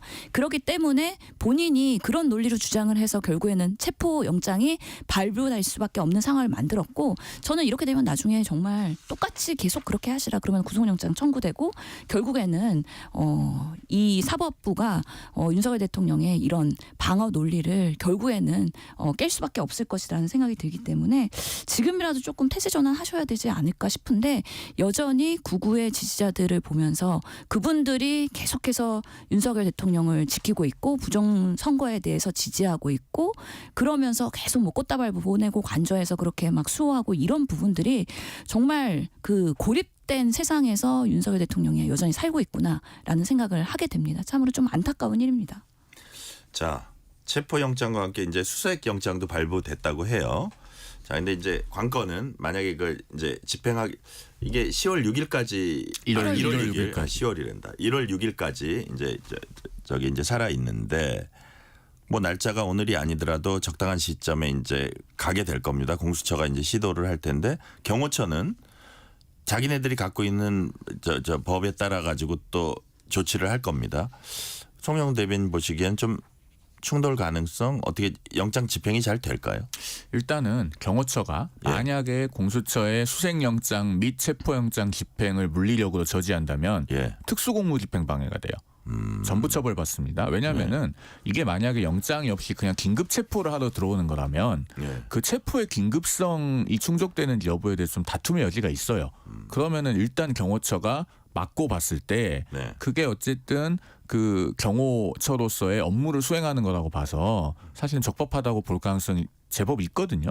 그런데 지금은 이제 법원이 발부한 영장 여면이 있습니다. 예, 막아설 법적 근거가 없어요. 법적 근거가 없다고 봐야죠. 예, 그리고 그것을 누군가가 뭐 예를 들면은 뭐 경호처에 그 직위가 높은 공무원이 하급자에게 막으라고 지시를 했을 때는 직권남용도 추가로 성립할 가능성도 있고요. 그렇기 때문에 이건 막아서는 안 되는 거고 지금 이 상황에서는 윤 대통령이 스스로 이 문제를 결자 해지해 주셔야 됩니다. 그러니까 지금 상황에서는 내가 나가겠다. 몇 월 며칠 몇 시까지 가겠다라고 해서 본인이 출석함으로써 이 일촉즉발의 상황을 해소를 해야 돼요. 제가 꼭 드리고 싶은 말씀이 지금 윤 대통령은 탄핵소추로 직무가 정지되어 있습니다. 그런데 대통령의 직무는 정지될 수 있을지언정 대통령의 책무는 정지되지 않아요. 지금 이 순간에도 윤 대통령은 그 12월 3일 밤에 있었던 일, 그 이후에 있었던 일, 그리고 그 이전에 있었던 일들까지 전부 다 수사기관에 나가서 소상하게 있는 그대로의 역사적 진실을 이야기할 책무가 있습니다. 그러니까 만약에 경호처에서 어떻게 좀 막아설 가능성을 배제하진 못하지만 그래서는 안 된다. 그런 일이 발생해서는 안 되죠. 얼마나 불행한 일입니까? 예, 발생해서는 안 되고 지금의 체포영장 발부까지 된 시점에는 대통령이 나가가지고 당당히 수사받는 것이 여러 가지 지금의 상황에서는 가장 낫다. 그런 신영 의원님도 비슷한 생각이세요? 뭐 그게 바람이긴 한데요. 지금의 뭐 윤석열 대통령의 스탠스로 봐서는 끝까지 버티는 작전으로 갈 것 같다는 생각이 듭니다. 지금 경호처가 오늘 입장 낸 거에 보면 적법한 절차에 따라 경호 조치가 이루어질 것이라고 했거든요. 네. 그러면은 지금 적법한 절차에 따라 경호 조치를 할 수가 있나요? 지금 상황에서는 경호를 안 하는 게 오히려 적법한 절차가 아닌가 싶은데 어디까지 적극적으로 지금 경호를 하겠다라는 건지 명확하지 않다. 그래서 경호처도 아마 그런 부분에 있어서의 법리 검토를 하고 있지 않나라는 생각이 들긴 하는데요. 정말 압수수색할 때는 전혀 협조 안 했었잖아요. 경호처가 막아쓰고 그런 부분에 있어서는 뭐 공무상 그리고 군사상 기밀 때문에 그런 예외 조항이 있다 하더라도 이 체포영장은 다르다. 그렇기 때문에 송영훈 대변인 말씀하신 것처럼 특수공무집행방해죄에 해당될 수가 있고 특히나 경호처도 경호처장과 그리고 경호처에 있는 직원들과는 이 사안을 바라보는 마인드가 다를 수밖에 없다. 우리가 국회에 있는 계엄군이 뭐 잡아 끌어내 그리고 뭐 부시고 들어가 이랬을 때 잘 응하지 않았던 젊은 군인들이잖아요.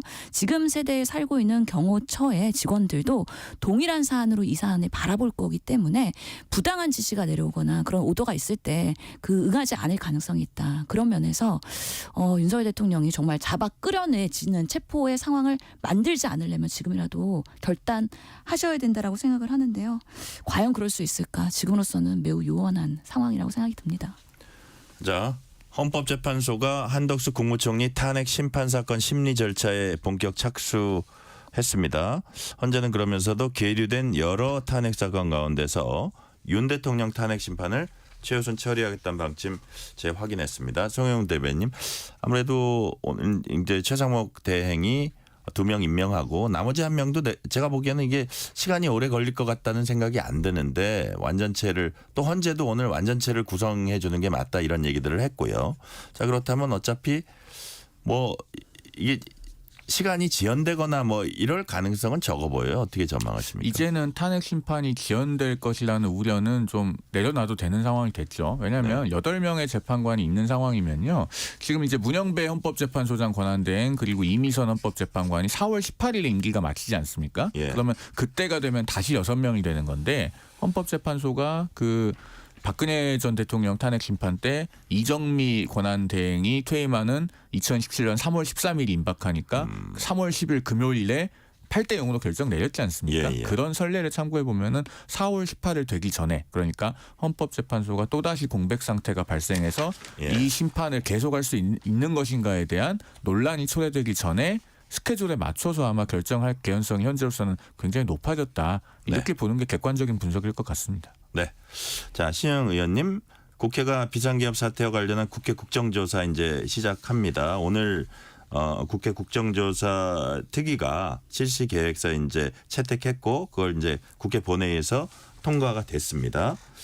자, 45일 동안 비상기업 전반을 들여다 본다고 하는데 수사는 수사대로 진행되는데 국회는 국회대로 국정조사를 할 필요가 있다. 그 뭐 필요성이랄까 그것만 짤막하게만 의미를 좀 부여를 해주세요. 네, 그래서 그 내란 혐의 진상규명 조사 계획서 국정조사에 대한 것들이 본회의에서 통과가 됐는데 찬성이 191명이에요. 국민의힘은 이번에도 반대했어요. 그러면서도 국정조사가 민주당 중심으로 가는 거에 대해서는 뭔가 제동을 걸어야 되기 때문에 위원 추천을 하면서 오늘 첫 번째 그런 회의가 열렸던 걸로 보이고요. 네. 이 국정조사에서는 이 특위 구성을 해서 증인 출석에 대한 것들이 쟁점이 될 것 같아요. 그래서 대통령실이나 국가안보실, 국가정보원, 경찰청, 대검, 국방부, 이번에 비상계엄에 연관된 여러 가지 부처들과 그다음에 대통령실 중심으로 해서 문제점에 대해서 규명을 하는 국민의 입장에서의 국민의 시각으로서의 질문을 하고 또 그런 진상 규명을 하는 시기가 되지 않을까 싶은데요. 여전히 조금 어느 스코까지 어느 범위까지 국정조사 할 건지에 대해서는 공방은 있습니다.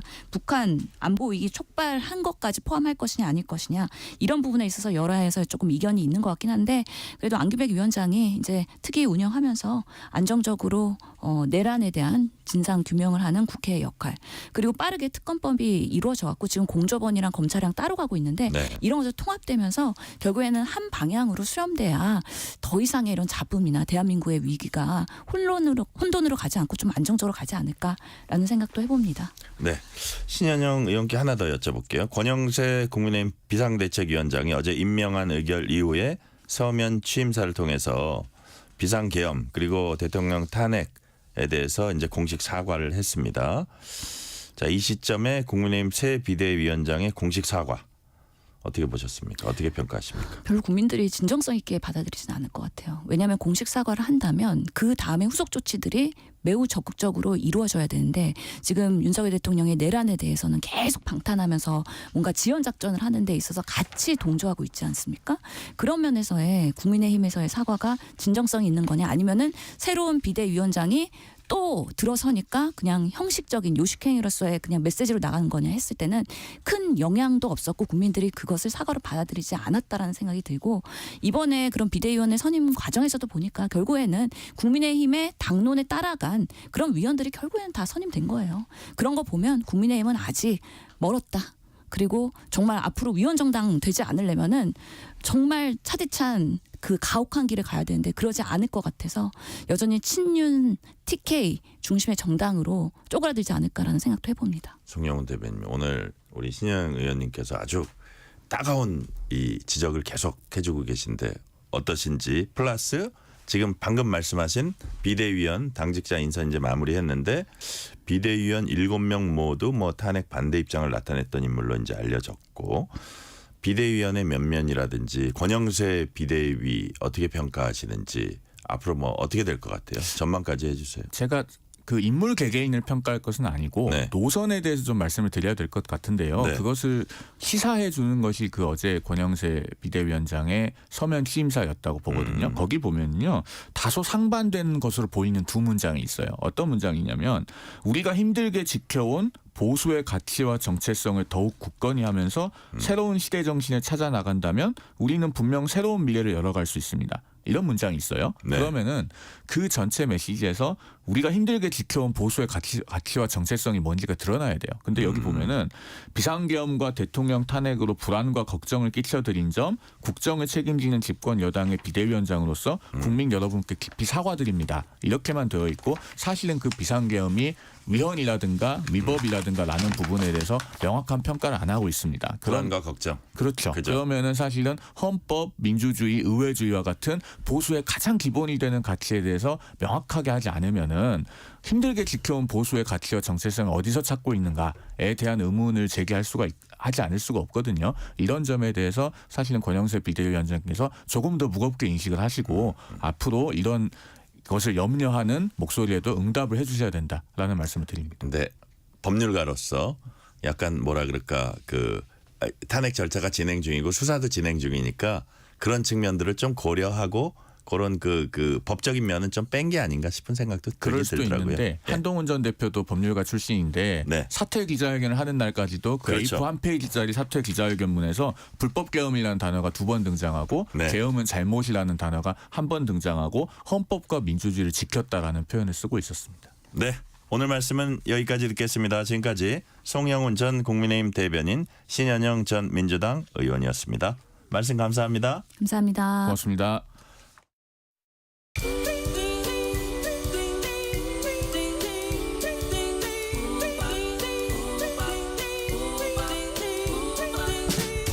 오늘 하루 뉴스를 정리해주는 다정한 편지 한 통.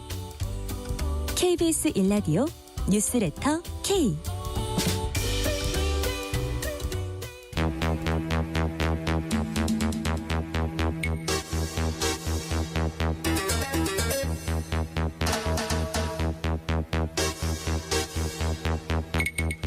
배상훈 프로파일러와 함께하는 베프의 범죄도시. 배상훈 프로파일러님 오늘도 스튜디오에 나오셨습니다. 어서 오세요. 안녕하세요. 자, 오늘은 어떤 얘기 준비해 주셨습니까? 참 안타까운 제주항공 참사로 두고 벌어지는 가짜뉴스와 음모론 관련된 부분이 좀 얘기돼야 될 것 같아서 그거 좀 얘기해 보려고 합니다. 네네. 자, 지금 말씀하신 대로 제주항공 여객기 참사 두고도 가짜뉴스와 음모론이 이제 나오고 있다는 말씀하셨는데 대표적으로 어떤 게 있어요? 이게 참 말로 하기 민망한데요. 뭐 요새 이제 정치 상황도 그렇고 이번 참사가 무속과 관련이다라고 하는 얘기도 나오고 있고요. 그 무속 참사가 무속과 관련돼 있다? 왜냐하면 이제 뭐 그 무속인과 신도들이 이 항공기 사고와 연결돼 있다라는 식으로 이제 언급하는 그런 뭐 댓글들이나 이런 것들이 종이 있고요.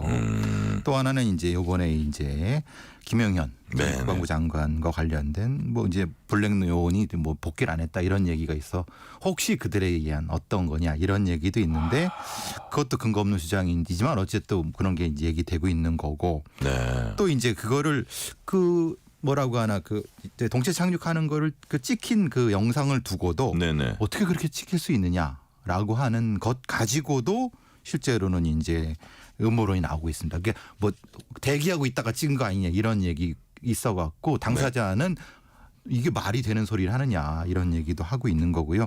또 다른 방송국에서의 뭐 말하자면 8.17 얘기도 있고요. 또 뭐 제주항공 관련된 주식 뭐 대량 매도 관련된 사실 너무 황당해서 이게 전하는 것만으로도 좀 민망합니다. 그러니까요. 참 너무 황당하네요. 황당합니다. 참 말씀하신 대로 황당하기도 하고 자 희생자 유가족들에게 민망해서 해서는 안 될 얘기들이고요. 그런데 이런 걸 실제 믿는 사람들이 있나 봐요. 그렇죠. 말하자면 물론 예전에도 이런 음모론을 믿던 사람도 있었죠. 근데 아시다시피 이제 사이버의 초연결 사회에서 그런 사람들이 이제 서로가 서로에 대해서 공무돼 갖고 집단화되고 특히 뉴미디어 시대에서는 이 어떤 뭐 유튜브 방송하면서 그것이 또 어떤 집단으로 형성이 되고 소수지만은 과대 표집되는 부분들. 사실은 전체는 안 그런데 소수가 많이 하니까 마치 이제 그것이 하나의 여론인 양 이런 것들 사실 이런 형태라고 하는 건 현대사회가 너무 불확실성이 강하니까 거기에 대한 어떤 무엇인가 좀 뜬금없이 믿고 싶은 것 그러니까 자신의 어떤 것을 투영하고 싶은 것 자신의 심리 상태가 투영되는 것 이런 것이 특히 이제 이런 뭐라고 하나 스토리텔링이 더 구체적인 것에 더 많은 음모론이 나타날 수 있죠. 그렇죠. 그러니까 과학적 수치 마치 과학적 수치가 있는 것처럼 뭐 제시도 하고 어떤 전문가 사실 존재하지도 않는 전문가 얘기를 들으면서 하지만 실제로는 아무것도 아닌. 그러니까 겉으로 봐서는 아주 박사 논문급인데 실제로는 아무것도 아닌 이런 형태가 실제로는 아무것도 아닌. 자, 지금 저 프로파일러님 얘기 듣다 보니까 혹시 인터넷에서 이런 얘기를 이제 읽더라도 속지 않는 게 이제 중요할 것 같다는 생각이 드는데요. 그렇다면 가짜 뉴스나 음모론 이걸 진실과 어떻게 구분을 할 수 있을까요? 이게 사실은 좀 논란이 되는 건 텍스트의 진실성이 문제가 아니다라고 하는 게 있습니다. 그 텍스트 자체가 아니라 소비하는 주체가 거기에 대한 그러니까 경도된다고 하는 거죠. 소비하는 주체가 믿고 싶으니까 일종의 터널 비전. 그건 확증 편향이 생기는 것이라는 거죠. 그게 더 문제라 이거죠. 그렇죠. 왜냐하면 어떤 것을 입증하려고 하면 그 입증하는 어떤 것도 의심하게 되게 되죠. 음모론에 빠진 사람들은 결국은 무슨 얘기를 해도 사실은 믿지 않는 거죠. 자기의 확증 편향 때문에 결론은 이미 정해져 있어요. 딱 정해져 있죠. 자기 소비를 그렇게 하고 싶은 것이 문제인 거죠. 그러니까 이런 경우는 자기가 실제로 어느 위치에 있는가를 파악해 보는 것이 먼저일 거라는 생각을 합니다. 그러니까요. 자, 가짜 뉴스가 또 한창 문제가 됐던 게 2016년 미국 대선 때였습니다. 지금은 이제 정치뿐 아니라 온갖 사회 문제에 가짜 뉴스가 이제 따라 붙는다고도 볼 수 있는데, 자, 어쩌다 이렇게 음모론이 전방위적으로 퍼지게 됐을까요? 사실 좀 황당한 가짜 뉴스라든가 이런 거는 사실 그 인류가 암스트롱이 그 달에 발 디딘 건 다 조작이다. 이런 얘기도 있고요. 그럼 많은 사람들이 웃죠. 그런데 엘비스 프레슬리가 살아있다. 살아있다. 이런 얘기도 있는데 예. 누가 봤다더라. 예. 그 봤다는 사람이 사실 유명한 사람이고 동영상도 있고 다 이제 페이크 그런 형태. 페이크 뉴스. 그렇죠. 예. 그러니까 이거는 일종의 휴리스틱에 대한 안티 휴리스틱. 예를 들자면 이런 거죠. 흔히 말하는 그 월스트리트의 똑똑한 사람들이 더 사기를 많이 치더라. 그러니까 논리적으로 무엇인가 설명하는 사람들은 사실은 기득권자이고 네. 보통의 서민들은 그 반대를 하다 보니까 휴리스틱이라고 하는 거죠. 네. 단순 논리에 빠진다는 거죠. 가장 내가 어떤 단순 논리에 탁 해갖고 이거면 이게 진리이지 가장 쉽게 접근할 수 있는 그 부분. 그러니까 이거 사실은 사회적인 형태의 기득권을 가진 사람들도 반성을 해야 되는 부분도 분명히 있습니다. 네. 왜냐하면 이거를 뭔가 같이 나누는 어떤 공동체가 아니라 이게 가지려고만 하니까 소외된 사람들은 이런 어떤 복잡한 논리가 아니라 네. 단순하고 과격하고 스트레이트한 것에 더 확증이 빠지는. 그러니까 그게 2016년도에 사실은 아시다시피 트럼프가 당선되는데 상당한 부분. 그러니까요. 굉장히 똑똑하고 누구나든 힐러리가 될 거라고 생각했지만 사실은 되게 이 표현이 그런데 단순 무식하고 되게 뭐한 사람이 된 것 같은 느낌. 그런데 미국 사회 현상을 보면은 사실은 미국의 백인 노동자들에 대한 이해를 누가 대변해 주는가 이런 것도 미국 정치권에서 많이 얘기되고 있거든요. 네네. 고민이 많은 부분입니다. 이게 그렇다고 해서 이게 잘 된 거냐 그런 얘기는 아니죠. 그러니까 논리적으로 이렇게 전개가 된다는 말씀입니다. 네. 가짜 뉴스나 음모론 잘 믿는 사람들의 특징 어떤 겁니까? 간단하게 얘기하면. 팔랑귀 가진 사람이 믿을 것 같죠. 아니죠. 신념이 강한 사람. 그것도 말하자면은 자존감이 낮으면서 신념이 강한 사람. 아, 그래요. 그렇죠. 그러니까 말하자면 쉽게 사실 잘 안 믿는데 뭐 하나 빠지면 쭉 들어가는 사람. 아, 무슨 얘기인지 알겠어요. 예. 그렇습니다. 그러니까 빠져나오지 못하는 거죠. 팔랑귀는 오히려 아니네요. 그러니까 말하자면 이쪽도 저 계속 왔다 갔다 하는 사람 오히려. 그러니까 말하자면 여러 얘기를 듣는다는 의미에서는 사실 팔랑귀는 더 좋을 수가 있죠. 그러니까요. 근데 하나의 단순 논리에 빠져갖고 복잡한 생각을 하기 싫어하면은 사실은 굉장히 그 다음은 앞뒤 보지 않는 거죠. 그러니까요. 자, 그렇다면 프로파일러님 음모론이 확산되면서 일어나는 가장 큰 문제 뭐라고 보십니까? 사실 뭐 사회학자들은 민주주의의 위기 얘기도 하고 예를 들면 뭐 탈주체, 집단 유기적 지성 뭐 이런 얘기도 하는데 네. 기본적으로 이제 우리 사회라든가 전 세계적 현상이라고 합니다 이게. 그러니까 소위 말하는 한번 밟힌 사람들, 피해자들을 다시 보듬어주지 못하는 어떤 공동체의 어떤 전체적인 어떤 사회복지 시스템 문제가 아니냐. 그게 신뢰 자본을 떨어뜨린 거고 네. 그게 갈등을 유발하는 거고 그래서 뭐 유럽도 그렇고 사실은 극단주의 정당들이 굉장히 득세하고 있지 않습니까? 그런 부분도 역시 왜냐하면 그 사람들은 되게 음모론을 쉽게 별로 책임지려고 하지도 않아요. 네네. 몇 마디 하고 뭐 아닌 말지 뭐 이런 식의. 그러니까 이게 정치에 뭐 제가 정치에 얘기하면 안 되죠 여기서. 자, 범죄자들은 이런 음모론을 악용하기도 하고요. 또 음모론으로 인해 흉악 범죄가 발생하는 경우도 또 있다고 합니다. 어떤 좀 구체적인 사례가 있습니까? 특히 이제 극단주의자들이 이런 음모론을 통해서 예. 어떤 그런 어떤 말을 퍼뜨리고 결국은 요번에 이제 말하자면은 미국의 유명한 저기 건강보험 CEO가 살해당했습니다. 네네. 그 루이지 코만자라고 하는 이 굉장히 아이비리그 나온 젊은 청년이 길거리에서 살해를 했거든요. 예. 그러니까 말하자면은 물론 이건 분명히 범죄입니다. 그러니까 여러 가지 면에서 그런 형태의 극단적인 어떤 것을 부추길 수 있는 상황들 이런 것들이 범죄와 연결된다고 하면은. 네. 그러니까 그런 어떤 살해 행위도 용납할 수 있다라는 쪽으로 가버리는 거죠. 그러니까 사실은 이재명 대표를 공격했던 그 사람도 마찬가지고 배현진 의원을 공격했던 그 중학생도 마찬가지고 이런 것들이 흉악 범죄자들한테 일종의 자양분이 된다는 겁니다. 그래요? 예. 되게 위험한 거네요. 위험한 정말. 거죠. 왜냐하면 그래도 되나? 그래도 되네? 이런 폭력도 괜찮네? 라고 그들이 그렇게 믿기 시작하면은 이거는 진짜 만인의 대상으로는 폭력이 발생할 수 있다는 거죠. 그게 그래서 사실은 범죄와 밀접하게 연결된다는 겁니다. 그러니까요. 음모론을 이 사람들이 생산할 때 요거 음모론을 좀 퍼뜨려야겠다 할 때 그 심리, 이유랄까? 그걸 한마디로 얘기하면 뭘까요? 뭐 한쪽은 그 이득이죠. 예. 경제적, 정치적 이득인 거고 또 이 정신병적인 건 관종. 흔히 말하는 이 관심을 받고 싶어하는 요 삼각이 딱 맞아 들어갈 때 나타나는 현상이죠. 그게 바로 음모론이다. 자, 듣다 보니까 사기꾼하고 좀 비슷하지 않나라는 생각도 드는데 흔히 사기꾼은 죄책감을 못 느낀다 그러는데 음모론 생산자들도 그럴까요? 죄책감을 느끼지 않고 오히려 그것이 이득이 된다고 생각하는 거죠. 이득이 된다. 사회 전체에 이득이 된다고 생각할 수도 있는 거고 또 의도적으로 그것을 나쁘지만은 하는 경우도 있고 이게 거기서 이제 소시오패스와 그렇지 않은 경우가 나타난다. 그러니까 소시오패스들이 이 음모론과 특히 이제 어떤 전문적인 사기꾼들이 소시오패스가 제일 많거든요. 왜냐하면 그리고 이제 그걸 통해서 전혀 죄책감을 느끼지 않습니다. 그러니까 이걸 뭐 내가 뭐 이용해 먹어도 되는 정도라고 생각을 하는 거고 간혹 이제 초기에 어떤 그런 이걸 퍼뜨리는 사람들은 조금의 어떤 그런 죄책감을 느끼지만 그것도 금방입니다. 금방이에요? 그래서 그들을 공범으로 해갖고 사기꾼 집단으로 만들어 버리죠. 퍼뜨리고 그거를 배달하고 이런 사람들끼리 하나의 사기꾼 집단이나 음모론자 집단이 돼버리는 거예요. 집단이 되는 거죠. 그리고 여기서 벗어나게 되면은 일종의 서로 간에 뭐 일본어로 써서 서로 집단 따돌림, 이즘에 그런 형태가 나타나는 거죠. 그러니까 거기서 나가지도 못하고 하나의 어떤 특정한 집단이 돼갖고 이걸 범죄 집단이라고 하기도 애매하고. 왜냐하면 이건 가해자 피해자가 섞여 있는 거거든요. 그렇다고 뭐 친념 공유자라 그러기도 뭐하고. 그렇죠. 그것도 또 아니잖아요. 이게 그래서 범죄와 어떤 갈등 집단이 섞여 있는 현대 범죄의 특징이라고 합니다.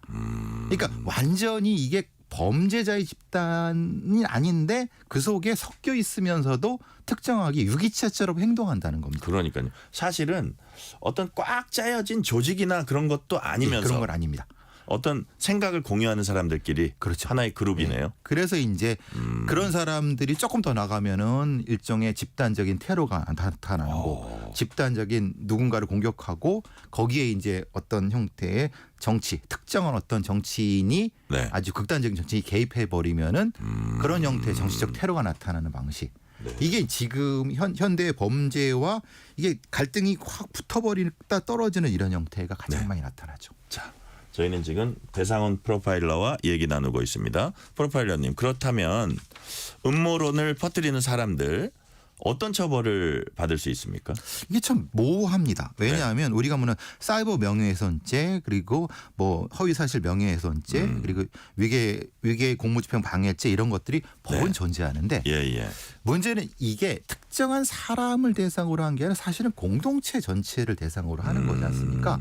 그런데 공동체 전체를 대상으로 하는 부분에 대한 어떤 법적 처벌은 없습니다. 그런데 사실은 영국이라든가 미국이나 일부 주에서도 그런 이 자체 공동체를 무너뜨리는 어떤 부분에 대해서 분명히 법 체계가 있는데 우리는 그게 없어요. 그러니까 그래서 사실은 이것이 법이 있어야 된다고 주장하는 사람도 있는데 만약에 그걸 만들면은 건강한 비판도 억누를 수 있다. 그런 또 부작용이 있어요. 그렇죠. 그러니까 이 균형을 어떻게 맞출 것이냐. 그러니까 말하자면 어쨌든 뭐 그 좀 격하게 욕을 한다 하더라도 그것이 사회적 비판이면은 수용할 수 있는 표현의 자유 영역이 돼야 되는데 그 표현의 자유이 혐오 범죄가 되는 경우 이 중간을 어떻게 설정할 것인가의 문제.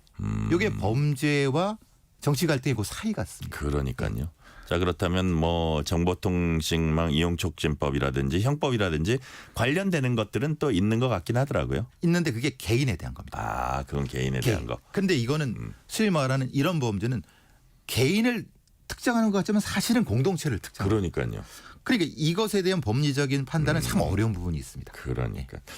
만약에 이런 게 있을 때 피해 당사자가 이렇게 좀 신고를 해야만 수사가 개시됩니까? 그게 말하자면 친고죄와 반의사 불벌죄의 차이가 될 수 있는데 실제로는 현실에서는 큰 차이가 없이 합니다. 예를 들면 광주 민주화운동의 피해자들에 대한 모욕이 됐을 때 그 부분이 수사되고 뭐 당연히 이제 그 고소고발이 되면서 되는 거기 때문에 같이 들어가는 건데 이거를 그것이 된다고 방치하면 사실 안 되죠. 그래서 이게 특별법으로 해야 되느냐? 아니면 다른 형태로 해야 되냐 이런 부분은 논란이 분명히 존재를 합니다. 자, 그렇다면 이런 음모론이 나오더라도 우리 스스로 잘 걸러내야 되고 각자가요. 또 사회에 이게 퍼지지 않게 방지하고 또 감시하고 이렇게 눈을 뚜렷이 뜨고 또렷이 뜨고 이제 바라보는 게 필요할 텐데 우리 프로파일러님이 요 주제 관련해서 마지막으로 당부 한 말씀 해주세요. 자녀분과 얘기를 하라. 네. 그러니까 자기만 생각하지 말고. 그러니까 타인과 토론과 얘기를 통해서 무엇인가 자기가 얘기하다 보면 자기가 걸러지는 부분이 있을 겁니다. 특히 네. 다음 세대랑 자기 얘기하다 보면 자기가 아집을 가졌는지가 생각이 납니다. 그러니까 같은 세대랑 얘기할 때는 아직 고집을 부릴 수 있죠. 근데 다음 세대랑 얘기할 때 고집 부리기 머릿속으로 뭐 걸리는 부분이 있을 겁니다. 예. 사실은 그래서 이제 소통이 중요한데 세대 간의 소통이 중요하다. 오히려. 그러니까 세대 내의 소통보다 세대 간의 소통이 오히려 이런 업무를 줄일 수 있다. 저는 그렇게 생각합니다. 네. 오늘 말씀은 여기까지 듣겠습니다. 지금까지 배상훈 프로파일러였습니다. 말씀 감사합니다. 감사합니다. 0184님이 올 한 해 정말 애들 쓰셨어요. 뉴스레터 K와 많은 것들을 함께 했는데 내년에도 몸도 마음도 덜 아픈 한 해 기쁘고 희망차고 사랑 가득한 소식을 전해주시길 기원합니다. 모두 건강하세요. 말씀 주셨습니다. 감사드립니다. 2024년 마지막 날 보내드린 뉴스레터 K는 여기까지입니다. 오늘 끝곡은 영국 밴드 콜드플레이의 Fix You 준비했습니다. 다사다난했던 한 해를 마무리하면서 여러분들이 조금이나마 따뜻한 위로를 받으시길 바라는 마음에서 선곡했습니다. 커피 쿠폰 당첨자 명단은 뉴스레터 K 홈페이지 확인해 주시고요. 오늘도 함께해 주신 청취자 여러분 진심으로 감사드립니다. 지금까지 뉴스레터 K 전종철입니다.